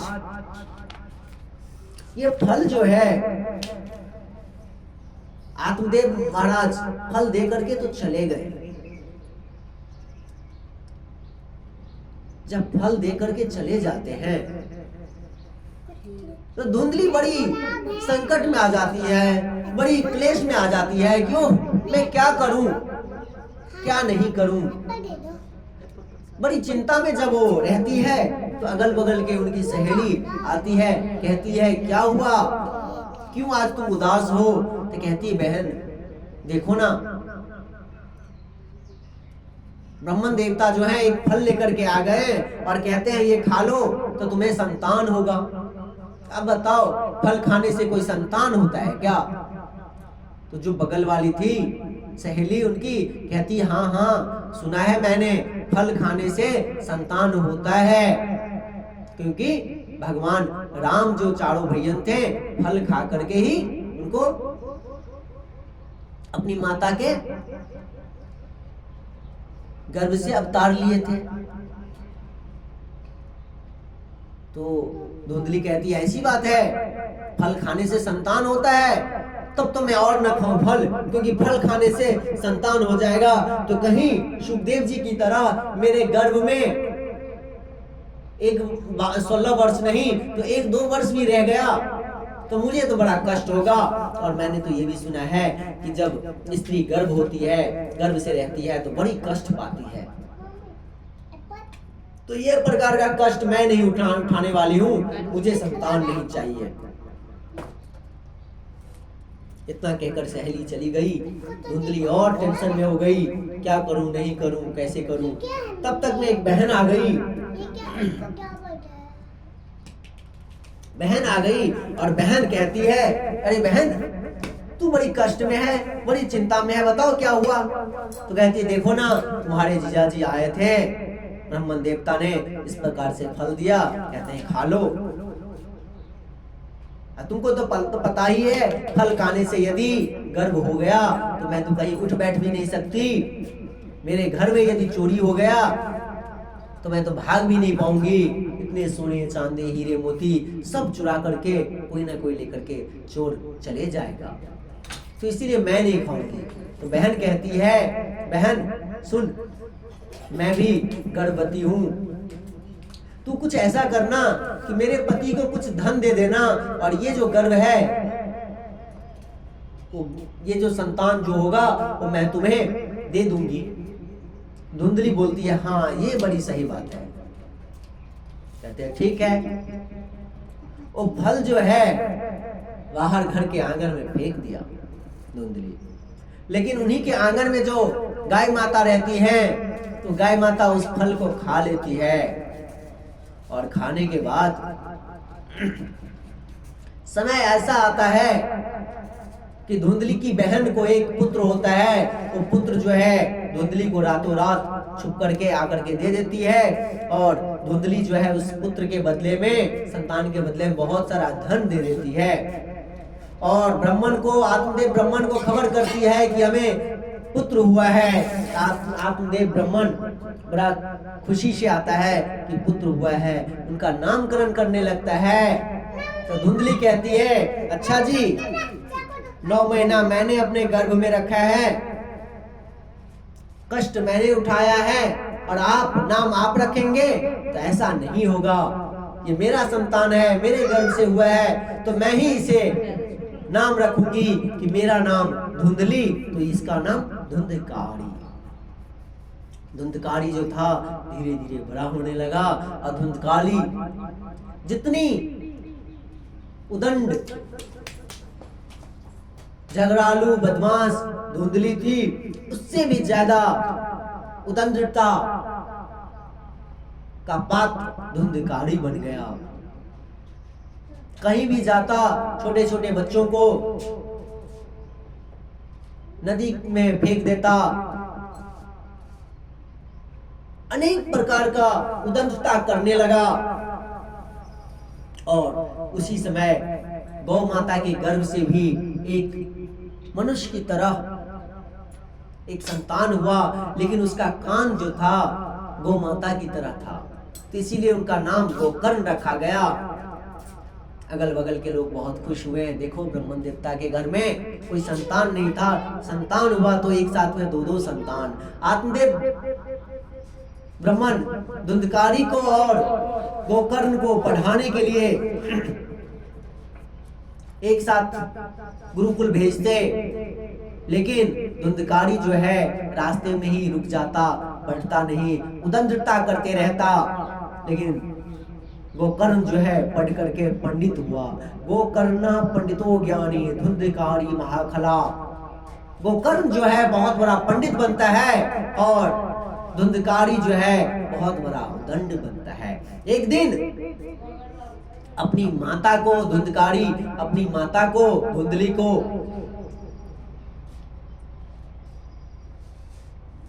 बाल पकड़ के कहता है कि बता ये जो तुम्हारे पेटी में सोने चांदी हीरे मोती है सब मेरे हाथ में कर दे, नहीं तो तुम्हें मैं जिंदा जला दूंगा। इस प्रकार से बहुत कष्ट धुंधली को बहुत कष्ट मिलता धुंधकारी के द्वारा। मारना पीटना अनेक प्रकार की जब कष्ट होने लगा तो धुंधली सोची इससे अच्छा कि मैं ये आंगन से घर से भाग जाऊं। जब वो आधी रात में घर से भागने लगती है तो उनके घर में ही एक कुआं रहता है और धुंधली जो है उस कुएं में गिर जाती है और वहीं पे उसका प्राणांत हो जाता है। इधर ब्रह्मन देवता देखते हैं कि हमारी पत्नी धुंधली तो गई और मुझे लगता है कि इसके बाद मेरा ही नंबर आने वाला है ये धुंधकारी के हाथ से मरने का, तो क्यों ना कुछ उपाय किया जाए। तो आज ब्रह्मन देव जो हैं घर से बाहर निकल जाते हैं और जैसे वो जंगल में प्रतिदिन नदी तुंगभद्रा नदी के किनारे बैठते थे, भिक्षाटन करते थे, वैसे ही जब तुंगभद्रा नदी के किनारे जा रहे थे तो रास्ते में उनका ही पुत्र गोकर्ण मिल गया। गोकर्ण ने अपने पिता को उपदेश दिया। पिता को उपदेश देता है, पिताजी आप जो मैं मेरा करते रहते हैं कि मेरा पुत्र है, तो यहाँ पे कोई किसी का पुत्र नहीं है, वो आपको कष्ट ही कष्ट पहुंचाता है। कहते हैं इस संसार में हर इंसान चाहता है कि सुख मिले, लेकिन सुख के बदले क्या होता है तो और कष्ट ही मिलता है। सुख उपार्जन करने के लिए हमें दुख ही दुख मिलता है। कहते हैं दीन कहे धनवान सुखी, धनवान कहे सुख राजा को भारी, राजा कहे महाराजा सुखी है, महाराजा कहे सुख इंद्र को भारी, इंद्र कहे चतुरानन सुखी है, चतुरानन कहे सुख शिव को भारी, तुलसी जी जान विचारी, कहे हरि भजन बिना सब जीव दुखारी। कोई तन दुखी, कोई मन दुखी, कोई धन बिन रहत उदास, थोड़े थोड़े सब दुखी, सुखी राम जी के दास। इस संसार में जो है सिर्फ और सिर्फ राम जी के दास ही सुख में है। जो भगवान राम के, भगवान श्री कृष्ण के दास हैं, शरणागत हैं, उन्हें किसी प्रकार का कष्ट नहीं है। इसीलिए आप भी भगवान के शरण में आइए, भगवान से प्रार्थना कीजिए। श्रीमद् भागवत महापुराण के 10वें स्कंद भगवान श्री कृष्ण का लीला है, उनके लीला का श्रवण कीजिए, गायन कीजिए, और मैं और मेरा का जो है आपके अंदर उसको नष्ट कर दीजिए। आज आत्मदेव अपने पुत्र गोकर्ण को समाज सुनकर के तुंगभद्रा नदी के किनारे विराजमान हो जाते हैं, बैठ जाते हैं, और श्रीमद् भागवत के 10वें स्कंद भगवान कृष्ण का जो लीला है वो श्रवण करते रहते हैं, गायन करते रहते हैं, स्वाध्याय करते रहते हैं, और करते करते अपने शरीर को त्याग देते हैं और बैकुंठ धाम पहुंच जाते हैं। इधर धुंधकारी क्या किया, अपनी माता को तो देखा कि चली गई, मेरे पिताजी भी चले गए, गोकर्ण भी नहीं है, अब तो ये घर का राजा मैं हो गया, इस घर का मुखिया मैं हो गया। तो बाजार से उसने, धुंधकारी ने 4 वेश्या को लेके आ गया, चारों वेश्या को घर में लाता है और मनमानी आचरण करता है, जगह जगह चोरी करता है, और इस चारों वेश्या को पालन पोषण करता है। इन वेश्या के जो कुटुंब है उनका पालन पोषण करते रहता है। एक दिन बड़ा हाथ मारने के चक्कर में राजा के घर में चोरी किया, चोरी करके बहुत धन लाता है। तो चारों वेश्या आपस में बात करती है कि सुनो, ये आज तक तो छोटा मोटा चोरी कर रहा था, लेकिन आज ये राजा के घर में चोरी किया है, इसीलिए ऐसा करो कि क्यों ना अब राजा इसे दंड देने वाला ही है, राजा तो छोड़ेगा नहीं, 1-2 दिन में पकड़ के ले जाएगा, साथ में ये धन भी ले जाएगा, और जो जितना चोरी करने वाले का हक है उतना चोरी में जो चोरी का फल जो खाता है वो भी उतना ही पापी है, तो हम लोगों को भी कष्ट देगा। तो इससे अच्छा है क्यों ना राजा के हाथ से ये मारा जाए, तो इससे अच्छा है कि हम ही इसे धुंधकारी को मौत की घाट उतार दें, और हम चारों बहन आपस में धन को विभाजित करके अपने अपने धाम चले जाएं, अपने अपने गांव चले जाएं। चारों वेश्या ने इस प्रकार से बात फाइनल कर लिया और धुंधकारी को मारना शुरू किया, जैसे उसने अपने माता के साथ किया, आज ये चारों वेश्या धुंधकारी के साथ करता है, मारता है, आग से, पत्थर से, अनेक प्रकार की वस्तुओं से मारता है, उसे कष्ट पहुंचाता है, पूरा धन उससे ले लिया, और जाकर के उसके मुख में चलता हुआ चिंगारी धुंधकारी के मुख में डाल करके धुंधकारी को भी वही जो कुआं रहता है उस कुएं में जाके धकेल देता है। धुंधकारी का भी वहीं पे सर्वनाश होता है, और इधर चारों वेश्या धन आपस में बांट करके निकल जाती है। आज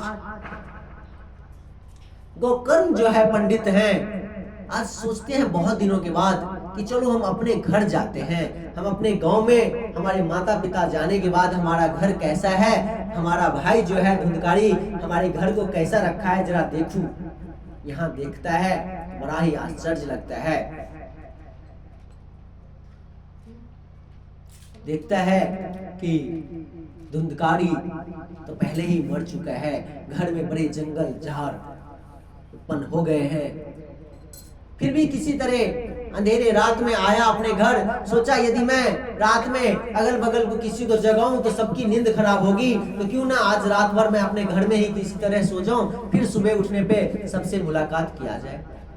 जब आधी रात में गोकर्ण अपने घर में सोने के लिए आता है तो तरह तरह का रूप बना करके धुंधकारी, कभी सांड का, कभी भैंस का, अनेक प्रकार का, चील का, जितने भी उग्र जानवर है, उग्र जानवर का स्वरूप बना करके आकर के धुंधकारी प्रेत योनि में गोकर्ण को डराने लगता है। लेकिन गोकर्ण तो पंडित है, उसे कोई क्या डरावे।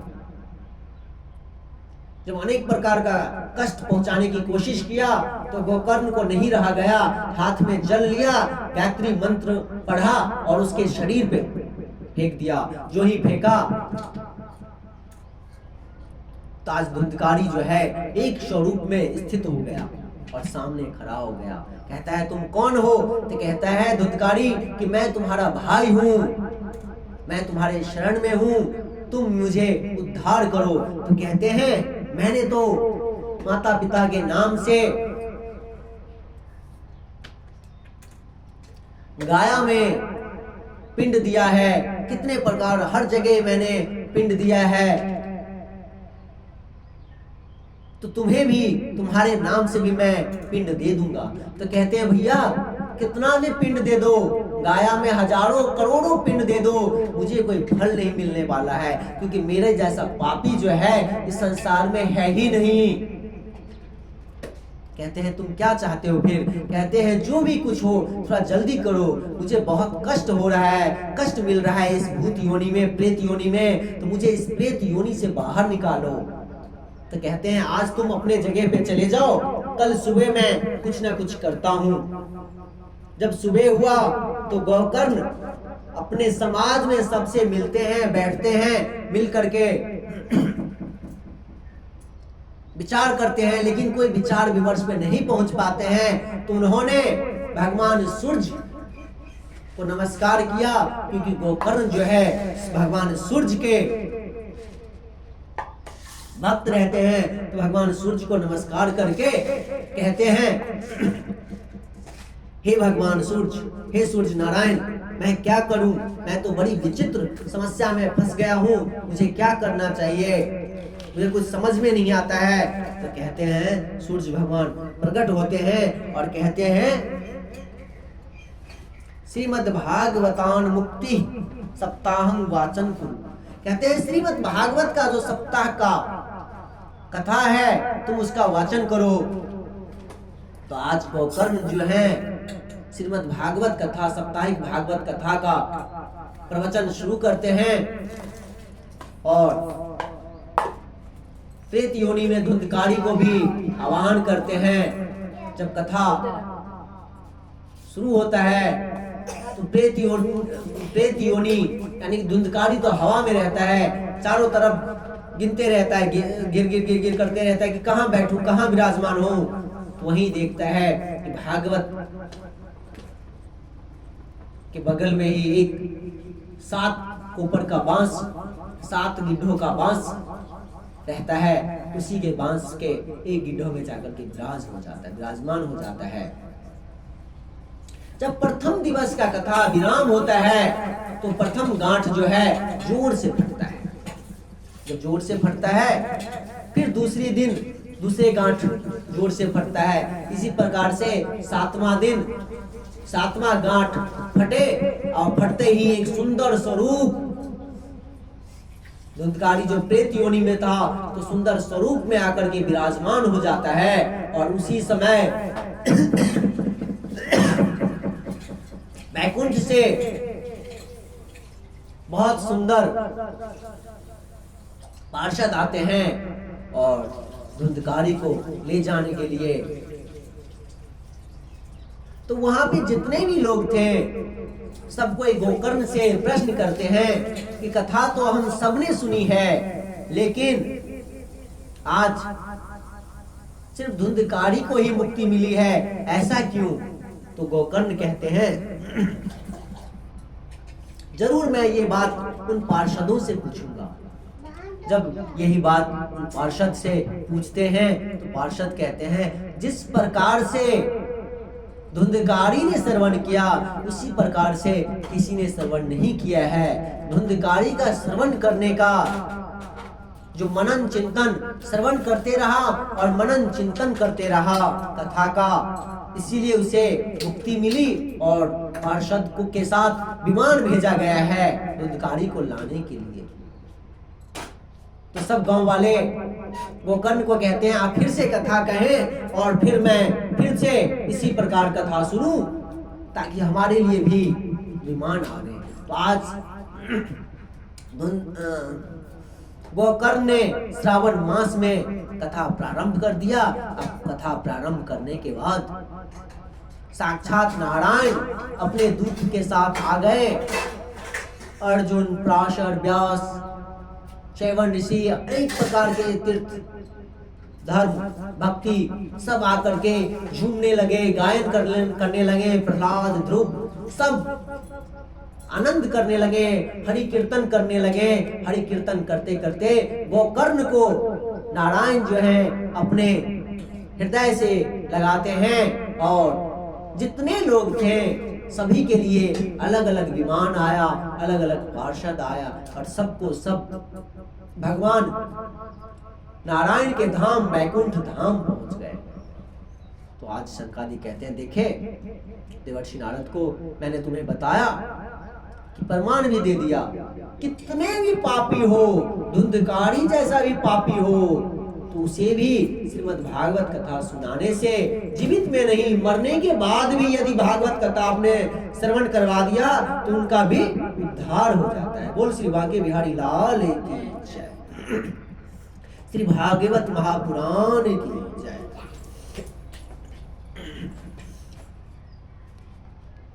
कहते हैं आज आत्मदेव ब्राह्मण यदि अपनी पत्नी धुंधली को जबरदस्ती फल खिला दिए होते तो फिर क्या होता। उन्होंने फल दे करके वहां से चले गए। तो यदि अपना जो स्वधर्म है वो पूर्ण करेंगे, आपका जो काम है, जैसे आप फल लेकर के आए और धुंधली को अपने सामने वो फल खिलाते हैं तो शायद वो कर्ण आपका पुत्र होता।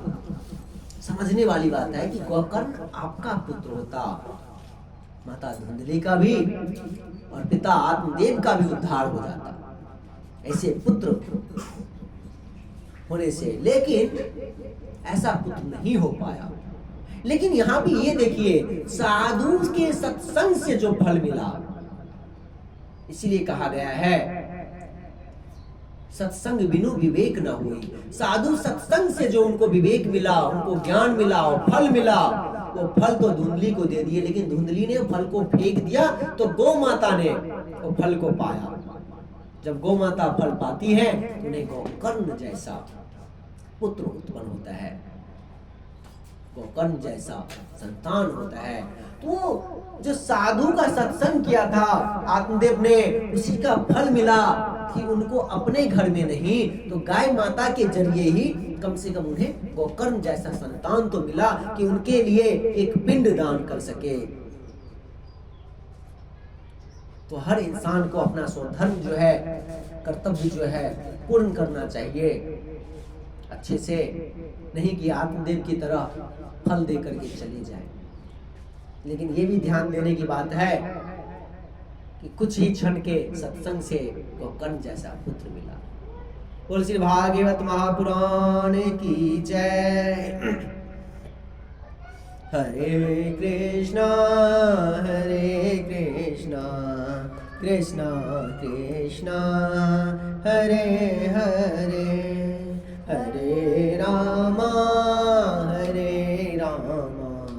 रामा रामा हरे हरे, हरे कृष्णा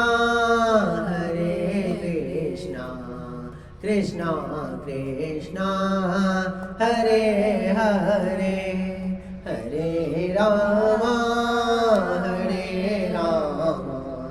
राम राम हरे हरे। बोल श्री भागवत महापुराण की जय, श्री राधा रानी सरकार की जय। अब हम श्रीमद् भागवत के महात्म के छठे अध्याय में प्रवेश कर रहे हैं, क्योंकि अंतिम अध्याय है महात्म का। अब उसमें भागवत करने का विधि बताया गया है, भागवत किनके द्वारा सुनना चाहिए उनका विधि बताया गया है। देखिए, भागवत के लिए सबसे पहले तो यदि किसी मनोकामना का हो तो अच्छे पंडित से संपर्क करें, अच्छे तिथि का विचार करें, फिर भागवत कथा शुरुआत करें। और यदि इस संसार में लोग जो माया में फंसे हुए हैं, उन्हें किसी न किसी प्रकार का मनोकामना रहता है, लेकिन इस संसार में एक ही मनोकामना होना चाहिए, भगवान श्री कृष्ण का धाम में प्रवेश होना, निकुंज में प्रवेश होना, भगवान श्री कृष्ण का शरणागत होना।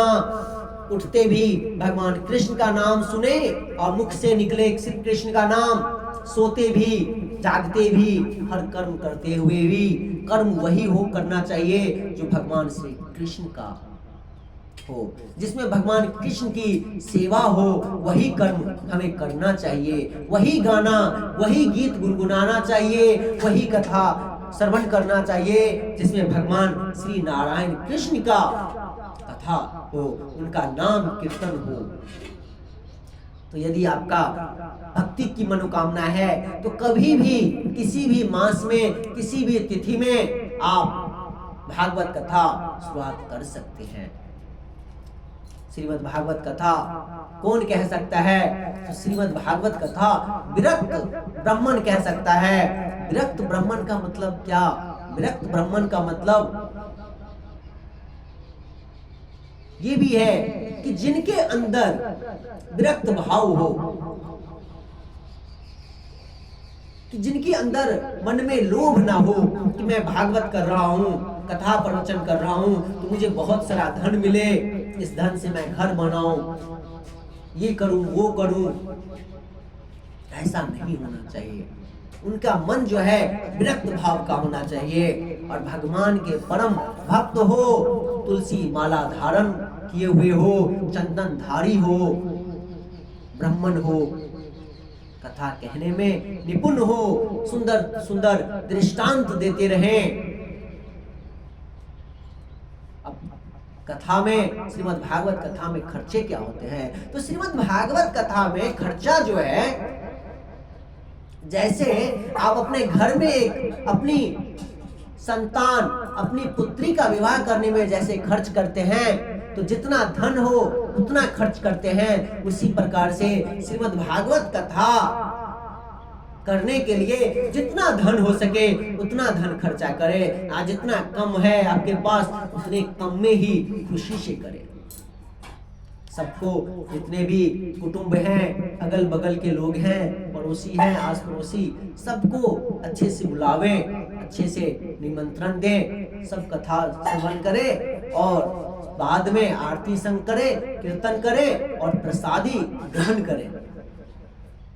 श्रीमद् भागवत कथा एक ऐसी कथा है जो इस कलयुग के कली रूपी सर्प से हमें बचा सकता है। बोल श्री बांके बिहारी लाल की जय। बोल श्री कृष्ण कन्हैया लाल की जय। नमामि भक्तिवत्सलं कृपालुशीले कोमिलम्, भजामि ते पदाम्बुजम् अकामिना स्वधामनम्। भगवान कृष्ण का नाम कीर्तन करते रहिए, भगवान कृष्ण का कथा सुनना चाहिए, बोलना चाहिए, कहना चाहिए, पढ़ना चाहिए। वही हमारा जीवन का परम लक्ष्य है। जैसे आप देखेंगे कि अपराधी जो है जेल में रहता है, जेल में अनेक प्रकार का कष्ट भोगता है, अनेक प्रकार का कर्म करता है, उसके बाद सजा से मुक्त होता है, फिर अपने घर को जाता है। तो हम और आप जो हैं वो भी अपराधी हैं, हम आप जो हैं एक अपराधी हैं। इसीलिए इस दुखालय में, इस दुख भरा संसार में हमारा आपका जन्म हुआ है। हम आप आए हैं और अपने अपने काम में, अपने अपने अलग अलग जो कर्म नहीं करना चाहिए उस कर्म में भी व्यस्त हो जाते हैं और अपना परम कर्म जो है, परम धर्म जो है भगवान कृष्ण का गुणगान करना, उसे हम भूल जाते हैं। तो इसीलिए उसे भूलने की जरूरत नहीं है। भगवान का गुणगान कीजिए, गायन कीजिए, श्रवण कीजिए, कीर्तन कीजिए और इस कलयुग में कलिरूपी सर्प से बचते रहिए, तभी आपका जीवन जो है धन्य हो पाएगा। बोल श्री बांके बिहारी लाल की जय, श्री राधा माधव की जय। आज महात्मा की कथा हुआ, आगे की कथा का श्रवण कल करेंगे।